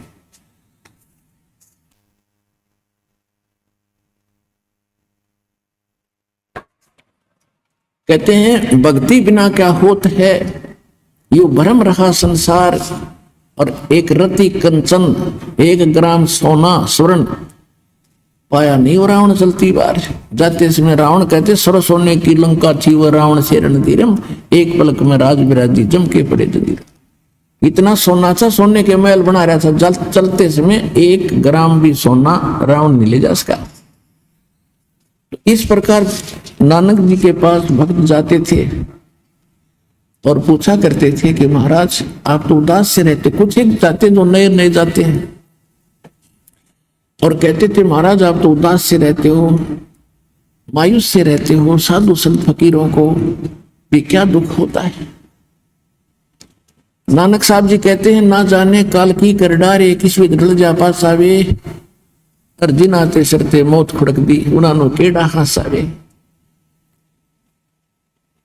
कि ना जाने ये काल के लोक में, इस गंदे लोक में कब के बिजली गिर गया, एक सेकंड का भरोसा नहीं। और ऐसे लोक में और हम हंसे, डीजे बजावे, नाचे गावे, वाह करे, तो हमने भांग पी रखी है।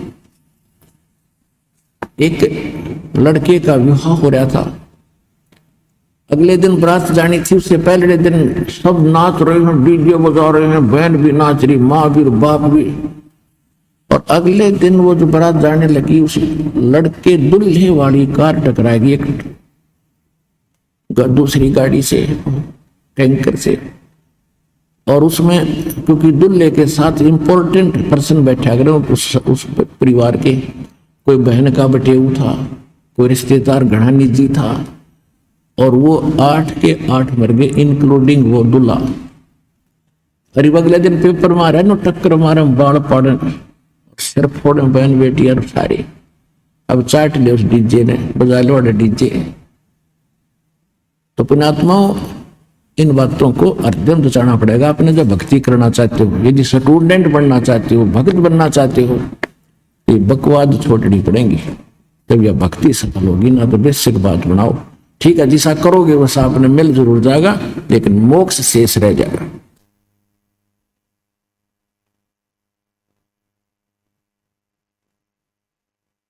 तो नानक साहब जी कहा करते, ना जाने काल की कर डारे, किस भी ढल जा पास आवे, और जिन आते सरते मौत खुड़क दी, उन्होंने केड़ा हास आवे। फिर नानक साहब जी से पूछा, क्या आप कभी खुश नहीं होते? तो कहते हैं कि खुश होता हूं। साध मिले सड़ साधी होंदी, और विछड़ जा दिलगिरी वे, अख दे नानक सुनो जी ना मुश्किल हाल फकीरी वे। साध मिले, ये मेरी साध संगत, जो मेरे सेवक हैं, भक्त हैं, जब ये सत्संग सुनने के लिए आते हैं, मेरी खुशी का ठिकाना नहीं रहता। और जब ये यहां से बिछुड़ कर जाते हैं, मुझे चिंता लग जाती है। किस चीज की?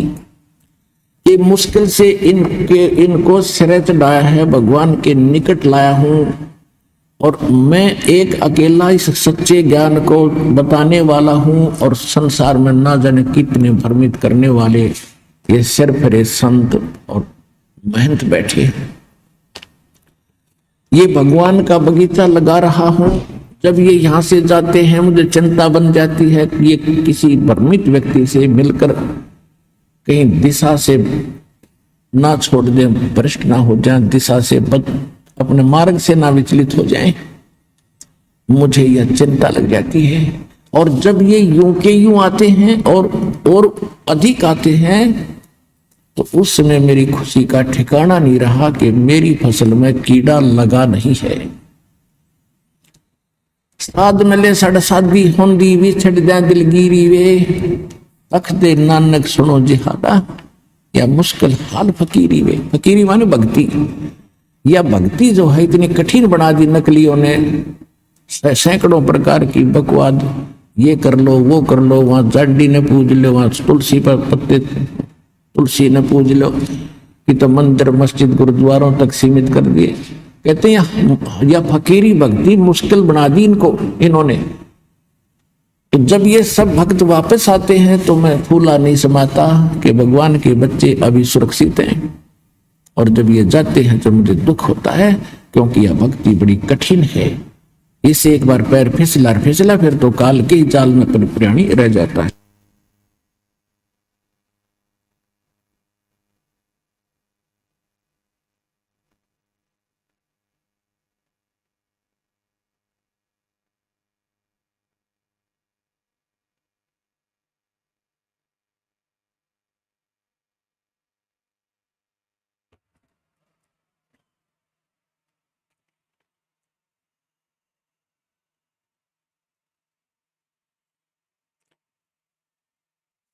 परमपिता परमात्मा, अब जो प्रसंग चल रहा है कि इस सतलोक आश्रम बरवाला के अंदर जो भक्त आ जाते हैं, इनका घना सौभाग्य है, चाहे कोई दुखी आया है भावे चाहे कोई सुख में आया है,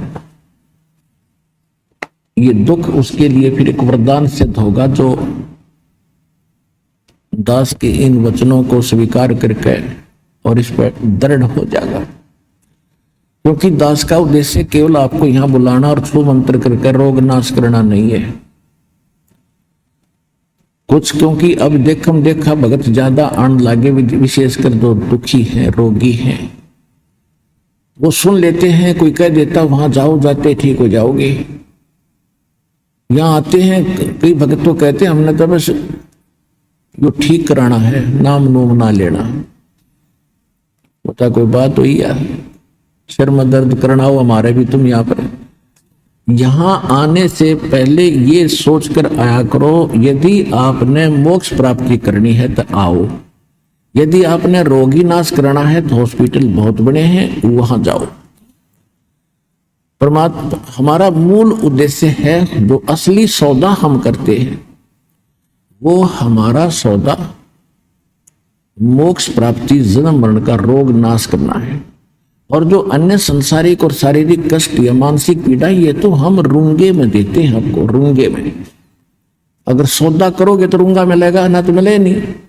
रूंगा क्या होता था पुराने समय में, पैसा नहीं होता था गांव में, कनक से ही गेहूं चने, किसान जो है जाति में दास का जन्म था।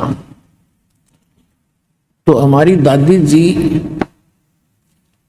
लेती थी, कभी कोई सब्जी बेचने वाला आ गया, कोई प्याज बेचने वाला आ गया, फेरी लगाने वाले, कोई टिंडे बेच रहा है, कोई आम बेच रहा है, कोई कुछ भी, तो वो क्या जैसे एक बेला एक कटोरा गेहूं का भर लेती और जाके उससे पूछती भाई ये कैसे दिए थे टिंडे। वो कहता ताई गेहूं के 2 बार देता हूं, 2 बार। तो गेहूं एक पलड़े में डाल लिए, गेहूं के बराबर 2 बार टिंडे। जो सौदा करना था तो दादी जी के दौड़ी में डाल दिया। फिर मेरी दादी जी कहती थी भाई रूंगा और दे, वो उठा के एक टिंडा और दे देता, ना भाई और दे, एक और दे देता छोटा सा, दादी जी राजी हो जाती। यानी सौदे से नारा जो एक्स्ट्रा बेनिफिट था उसने रूंगा कहा करते। रूंगा उसको मिलेगा जो सौदा लेगा, या सोच लियो अड़ान पे पहले। हमारा सौदा है जन्म मरण का रोग नाश करेंगे, सतलोक ले जाएंगे, सत भक्ति प्राप्त करनी है तो यहां आया करो, ज्ञान सुना करो। हम भक्त जो अपना अनुभव बताते हैं उससे पहले कम से कम पौना घंटा यही बताता हूं, भक्ति करो, भक्ति बिना बात बने नहीं। और फिर तुम इस भाव से आइयो, हमने मोक्ष प्राप्ति करनी है। और पुण्यात्माओं देखो, यहां तो दोनों हाथों में लड्डू, एक मंत्र लेकर प्रथम मंत्र उच्चारण करके वहां बैठ कर उच्चारण कर फिर भी मृत्यु होगी ना, आपको मनुष्य जन्म गारंटीड है।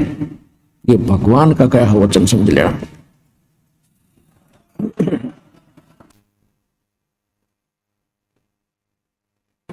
तो इसलिए हम भी इस बात को अवॉइड नहीं करते, क्योंकि जैसे तैसे कोई आकर नाम ले गया, जब दर्द हो गया तो गारंटीड ठीक होगा, कि कैसी बीमारी हो। और फिर भी जब डगमग हो गया तो कम से कम हमने तो अपनी आत्मा पकड़नी है। भगवान ने एक बार नाम ले लिया और 10-5 मंत्र कर लिए, या एक भी मंत्र उच्चारण करके किसी कारण से और उसकी मृत्यु भी होगी तो भगवान का हो गया, उसको तुरंत मनुष्य जीवन देगा। और अब विश्व में ये ज्ञान फैले ही फैलेगा, वो आत्मा चढ़ गई लाइन पे, अगले जन्म में उसका मोक्ष कर देगा। भगवान परमात्मा ने तो अपने लाल इकट्ठे करने हैं। और यहां अगर भक्ति नहीं करेगा, कहीं और जागा वो मरे तो मरेगा, मनुष्य जीवन उसने लाख जन्म भी ना मिलना फिरता है, क्यों भक्ति करे नहीं रखी। तो यहां दोनों हाथों में लाडू, भगवान जब सच्चे दिल से भक्ति करोगे तो स्वस्थ भी होगे और मोक्ष भी मिलेगा। और वैसे भी अगर नाम लेकर किसी कारण से, क्योंकि नाम लेके 10-5 दिन, महीने 2 महीने भक्ति कर ली और फिर आस्था हट गई किसी ने बका दिया, क्योंकि यहाँ आने के बाद घने मिलेंगे आपने ये जादू तंत्र करनी है, चलो वहां झाड़ा लगाता ठीक हो जाता है। यहाँ आते हैं भक्त बताते हैं, लाते हैं जी इसको ऐसी बीमारी थी या कैंसर थी इसके और ठीक हो गया था। अब तीसरी बार आया, दूसरी बार आया, जब कभी सोचता का मतलब 90% आ रहा, और फिर कोई रिश्तेदार आ गया कि वहां जाते ही ठीक हो जाता, उसको लेके झाड़ा लगा दिया, वैसी स्थिति फिर होगी तीसरी बार आया जो। अब बता के रो उसने के कहूं, मैं क्या कहूं,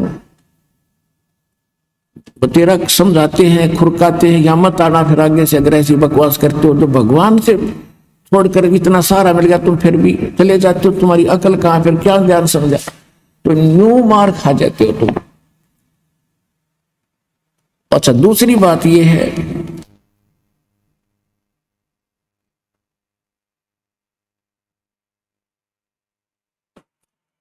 अब आप देखते हो कई भक्त, आप सैकड़ों हजारों की संख्या में भक्त बताते हैं हम ऐसे ठीक हो गए, ऐसे ठीक हो गए।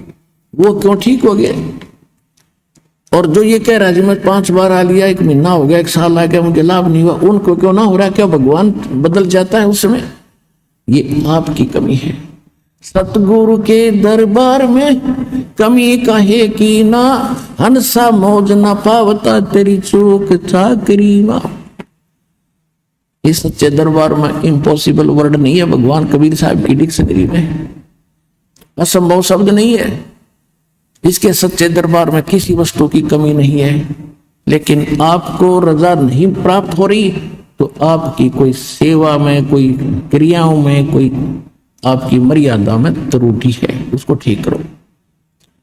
दूसरा ये होता है कि जैसे एक डॉक्टर के पास एक जैसी रोगी जाते हैं, एक रोगी तो 2-3 खुराकों में ठीक हो जाता है, दवाई देते हैं, और एक को कहता है कल फिर आना 1 हफ्ते में, दवाई ले जा फिर आना हफ्ते में, तो उसका रोग दीर्घ है, उसका रोग अभी स्टार्ट था, वो 2-3 खुराकों से ठीक हो गया, और ठीक वो भी होगा क्योंकि औषधि वही है, उसका थोड़ा समय लग जाएगा, स्वस्थ अवश्य होगा। तो ये भी कारण है। इस कारण से भी आप लगे रहना, परमात्मा की फार्मूले हैं, द्वार धनी के पड़ार है और धके धनी के खावे, और 100 काल झकझोल ही पर द्वार छोड़ने जा।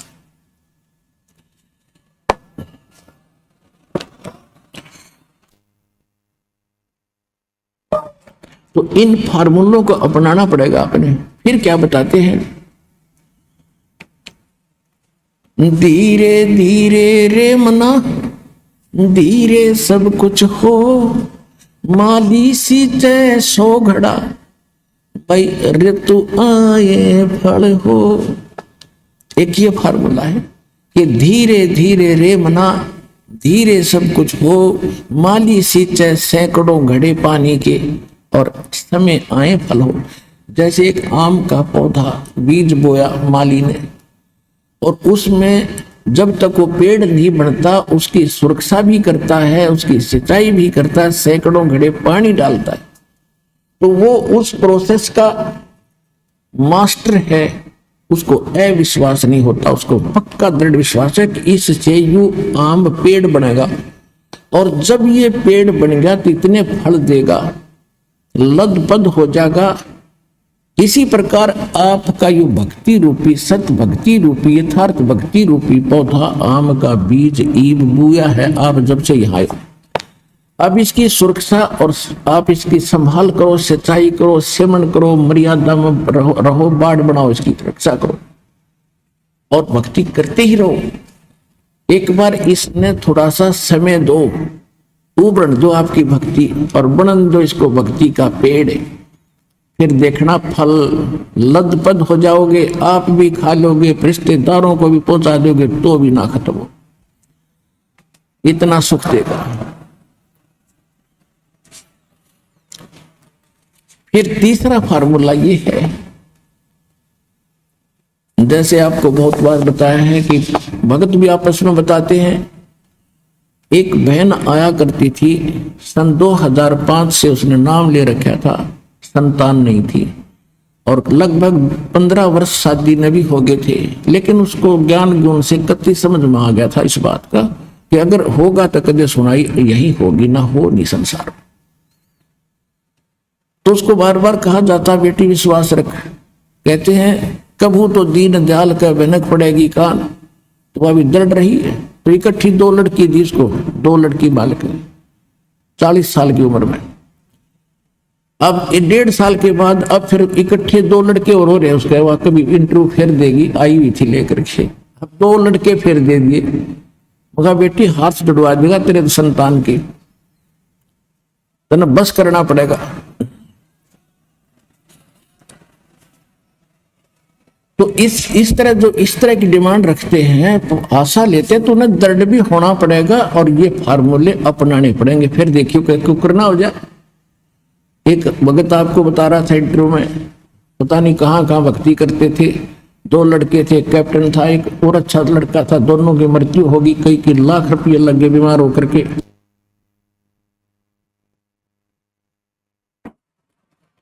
और 50 वर्ष की उम्र होगी थी, 50 से भी ऊपर उम्र होली थी उस माई की बेटी की। लौट-पट के यहाँ किसी बहन के कहने थे, यहाँ 1.5 साल भर के बाद उसने अपना ऑपरेशन ठीक करवाया, साल भर के अंदर लाल दे दिया। तो जब आदमी सारा लौट-पट लेगा ना, जब यहाँ दर्द होगा और फिर देखना खेल जाता है क्या। तो आप इस सत्संग में आकर ये ज्ञान सुना करो और जो दास बताओ उसमें दृढ़ होया करो, संसार की मत सुना करो। यहां से नाम लेकर जाने के बाद कोई ये कह देगा चल वहां पर लड़के होने की दवाई मिल रहा है, वो हमारा फार्मूला खत्म, वहां कुछ होना ही नहीं था। भगवान की आस्था है, भगवान ने हाथ हटा लिया। तो इस प्रकार चाहे कुछ भी हो, यहां आने के बाद आप सपने में भी किसी की आस्था मत करना, परमात्मा कबीर जी के अतिरिक्त। और फिर देखना, एक कैसा दे सब सदे, सब साधे सब जाए, माली सींचे मूल को फिर फले फूले अगाए।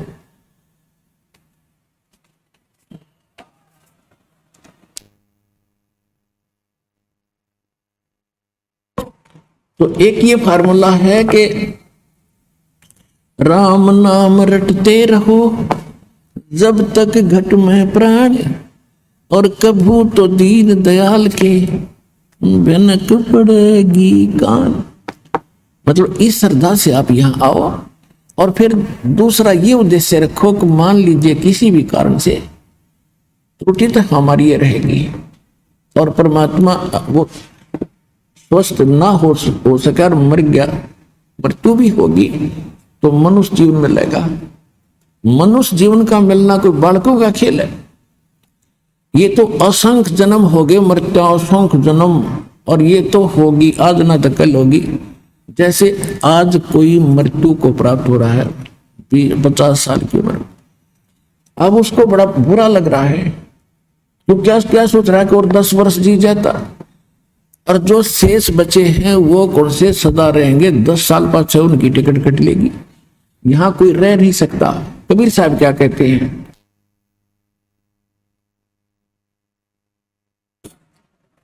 साथी हमारे चले गए हम भी चलन हारे, कोई कागज में बाकी रह रही ही ताते लगी है वार। परमात्मा कहते हमें समझा रहे हैं कि तुम देख रहे हो कि कोई कल मर गया, कोई परसों मर गया, इसी से आपके मित्र प्यारे रिश्तेदार खत्म हो रहे हैं और आप भी एक दिन जाओगे। आपका कोई कागज में बाकी रह रही है, यानी कोई समय सांस शेष है, जिस दिन वो पूरे होंगे 1 सेकंड में जाओगे, ऐसे कोई रोक नहीं सकेगा। तो कहने का भाव ये है कि इस संसार की आस में केवल यहां जीना ही जीना मानकर भक्ति नहीं बनेगी। परमात्मा की भक्ति को प्रथम रखकर और फिर चलो, आप विश्वास करो ये मालिक आपको जीवन देगा, आपकी आयु बढ़ावेगा, एक्सटेंशन देगा, यदि आपकी नीत भक्ति की रही। दूसरी बात ये होती है, जैसे परमात्मा को तो हमारे आने वाले समय का खूब पता है। जैसे कोई भक्त की मृत्यु होगी, सतनाम प्राप्त करके सारनाम प्राप्त नहीं हुआ, अब कोई उसके मन में, क्योंकि जो भक्त है उनको तो दृढ़ता रहती है, समाज के लोग वहां आते हैं, पता नहीं क्या क्या उसको कहते हैं, तुम तो ये कहा करते, तुम तो ये कहा करते, और अच्छा भगत था, पूरी श्रद्धा थी, इसकी एक्सटेंशन क्यों ना करी तुम्हारे भगवान ने। तो पुण्यात्मा विचलित ना होना। आपको उदाहरण देता हूं कि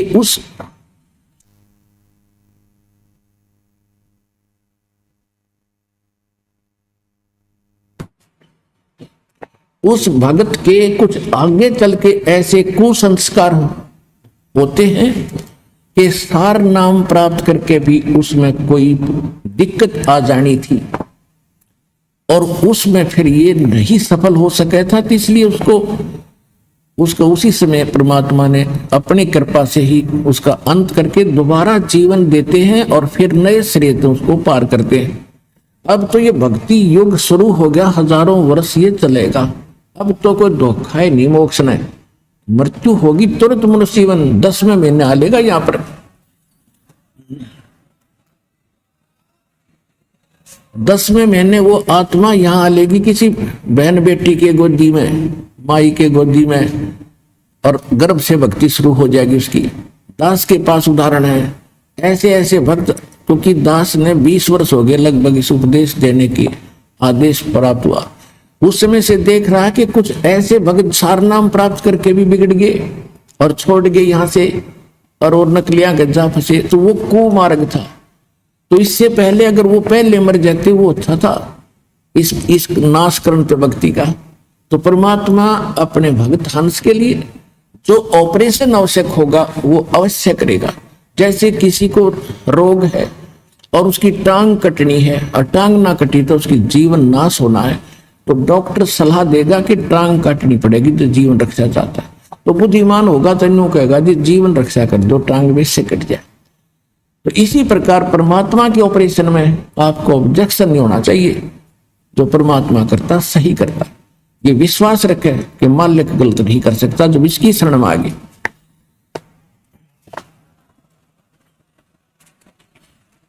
जैसे एक डॉक्टर के पास आप पहुंच के, तो वहां डॉक्टर की चलनी चाहिए, मरीज की नहीं। जब मरीज चला होगा तो ऑपरेशन फेल हो जाएगा और वो जीवन अपना हाथ धो बैठेगा। तो इसी प्रकार जैसे आप देखते हो, बिल्ली जो होती है एक घर में बच्चे पैदा करती है और तीसरे दिन उनको मुख से उठा उठा सारी रात दूसरे घर में ले जाती है।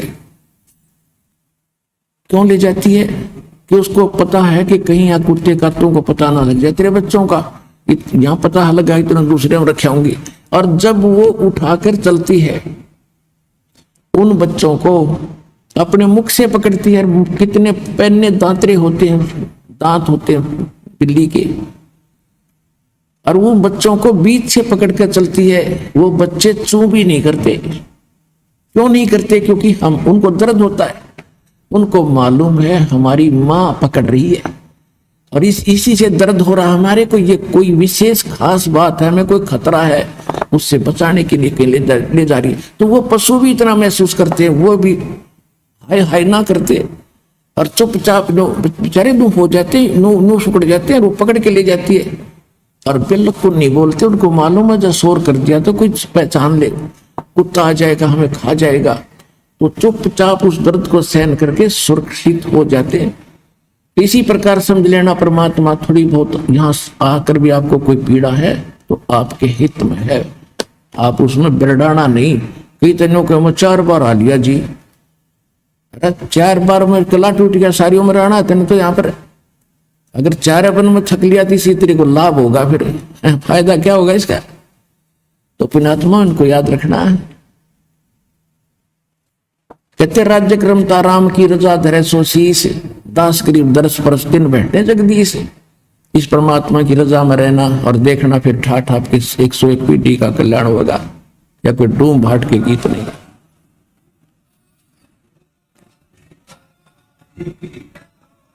अगला सत्संग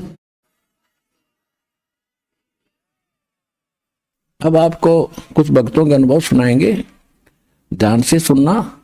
ये बार बार समय नहीं मिलता बच्चों, या एक एक अक्षर आपका बड़ा कीमती बहुमूल्य है जो भगवान आपको यहाँ लाए हैं। यहाँ आना कोई बच्चों का खेल है। बगैर परमात्मा की रजा से आप इधर मुंह भी नहीं कर सकते। स्पेशल है आपको, चाहे कुछ भी कारण बनाया। कि दुखी करा चाहे सुखी करा, आपको ऐसे स्थान पर लाकर बैठा दिया। अब चर्चा सुना करो, एक एक शब्द को ऊपर विचार किया करो। अब सुनिएगा वो भक्तों का। नमस्कार सर। नमस्कार जी। सर क्या नाम है आपका? जय सिंह नाम है जी मेरा, गांव राजावास, जिला महेंद्रगढ़, हरियाणा से हूँ। जय सिंह जी, संत रामपाल जी महाराज से कब जुड़े आप? मैं 3 अगस्त 2012 को संत रामपाल जी महाराज जी से जुड़ा।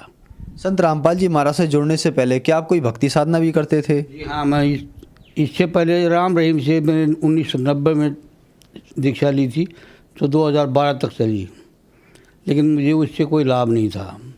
सर फिर आप संत रामपाल जी महाराज की शरण में कैसे आए? ये ऐसा हुआ कि मैं शराब के ठेके में नौकरी करता था और बहुत ज़्यादा शराब पीता था। तो एक बार हमारे ठेके चंडीगढ़ से बदली होकर पंजाब के अंदर गांव पड़ता है लालडू, वहाँ पर आ गए और वहाँ पर कोई संत रामपाल जी महाराज का शिष्य था। उन्होंने वहाँ पर पुस्तक छोड़ दी, भक्ति के सौदागर। और जब मैं वहाँ गया तो मुझे वो पुस्तक मिली, भक्ति के सौदागर। तो मैंने उस किताब को बार बार पढ़ा लगातार। तो वो किताब लगभग मैंने कंठस्थ कर ली। तो ये मेरे गांव का ही, जिसका ठेके में हिस्सा था कुछ, वो थे। तो मैंने उनको कह दिया, भाई मैं तो नौकरी छोड़ के जा रहा हूँ। बोले क्या हुआ? मैं बोला मैं नहीं जा करता हुई नौकरी, मैं घर जा रहा हूँ। मैं घर आ गया जी, और उसके बाद आके मैंने 3 अगस्त 2012 को जो है ना रामपाल महाराज जी से नाम उद्देश्य ले लिया। सर हमने सुना है कि जो भी श्रद्धालु संत रामपाल जी महाराज से नाम दीक्षा लेते हैं उनको बहुत सारे लाभ प्राप्त होते हैं, तो क्या आपको भी कुछ लाभ प्राप्त हुए? हाँ जी, एक मेन लाभ मेरे को, मैं एक टाइम ये सोचने लग गया था कि मैं कैसे, अब मेरा टाइम भी ज़्यादा हो गया, मेरा पैर गोड्डे के अंदर से ऐसे उतर जाता था, जैसे ही उस पर पूरा वजन पड़ता था उसी टाइम घूम जाता था। रात को सोते हुए भी मेरा पैर जो है अपने आप उतर जाता था। मैंने ये इनसे पूछा कि भाई जो डॉक्टरों से, वही है तो जोरिया तो बदली करना पड़ेगा उठना, और इसकी कोई तसल्ली नहीं है। तो फिर ये कैसे बांधने बूंदने वाले आते हैं, इनसे करी तसल्ली नहीं हुआ कुछ भी। फिर जब मैंने रामपाल महाराज जी से नाम लिया, आज 2012 से लेकर आज तक मुझे ये भी याद नहीं है कि वो पैर कौन सा था, जबकि इतना भारी उतरता था वो पैर कि मेरे को महाभारत हो जाती थी, सोया भी नहीं जाता था कई बार, तो इतना दर्द होता था। दूसरा लाभ, इतनी शराब मैं पीता था, ये नहीं कि लोगों की तरह दिया पौवा खरीदा और मैंने बोतल से कम कभी नहीं खरीदी, एक बोतल पी ही जाया करता मैं एक बार में बैठ के। आर्थिक स्थिति भी ऐसे कमज़ोर होनी थी, क्यों, जो कमाता उसकी शराब पी जाना, और तो कोई फायदे वाला काम था नहीं। जरा 10-10 पैकेट सिगरेट पी जाता था। अब मैंने जिस दिन रामपाल महाराज जी से उपदेश लिया है उस दिन के बाद ना मैंने बीड़ी पी है, ना सिगरेट पी है, ना कभी जो है ना कोई दूसरा ऐब किया है, और मेरा पैर बिल्कुल सही है। अब मैं बिल्कुल स्वस्थ हूँ, अपने आराम से लाइफ ज़िंदगी काट रहा हूँ। और जी लाभ तो करने को तो रोज़ रोज़ होते हैं। पहले जैसे आप समझते हो कि भाई स्थिति, जैसे शराबी आदमी क्या स्थिति होती है, ना कोई पूछता है, ना कोई ताकता है, ना कोई रिलेशन होता है। रिलेशन वाले होते हैं वो भी कहते तेरे पीछा छोड़ेगा, पैसे चाहिए इसको दारू पीने के लिए। फिर इज्जत वाला लफड़ा होता है, दारू पीने वाला पता नहीं किसी को क्या बोल दे।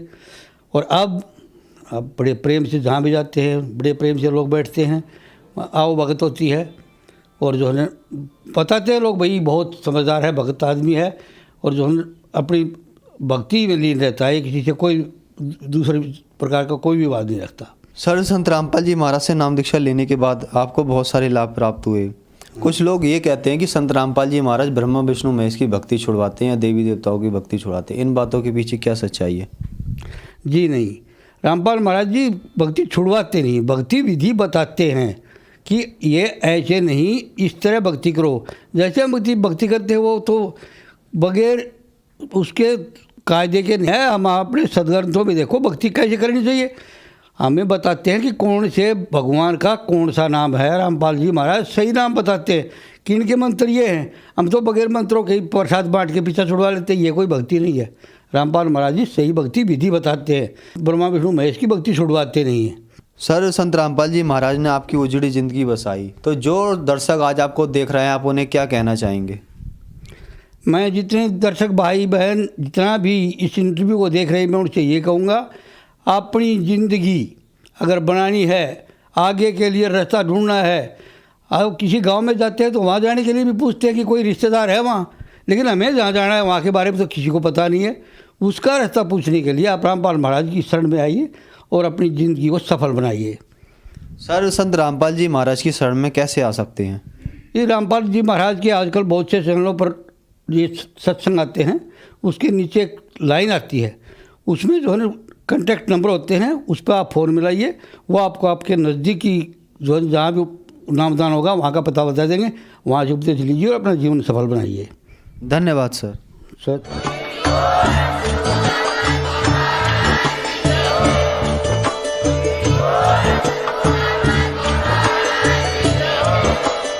आप सुन रहे थे जगत गुरु तत्वदर्शी संत रामपाल जी महाराज जी के मंगल प्रवचन। अधिक जानकारी के लिए विजिट कीजिए हमारी वेबसाइट www.jagatgururampalji.org। संत रामपाल जी महाराज जी के शुभ आशीर्वाद से पूरे विश्व भर में 500 से भी ज्यादा नाम दीक्षा केंद्र हैं, जिन पर संत रामपाल जी महाराज जी द्वारा ऑनलाइन निशुल्क नाम दीक्षा दी जा रही है। अपने नजदीकी नाम दीक्षा केंद्र का पता करने के लिए संपर्क करें 8222880541।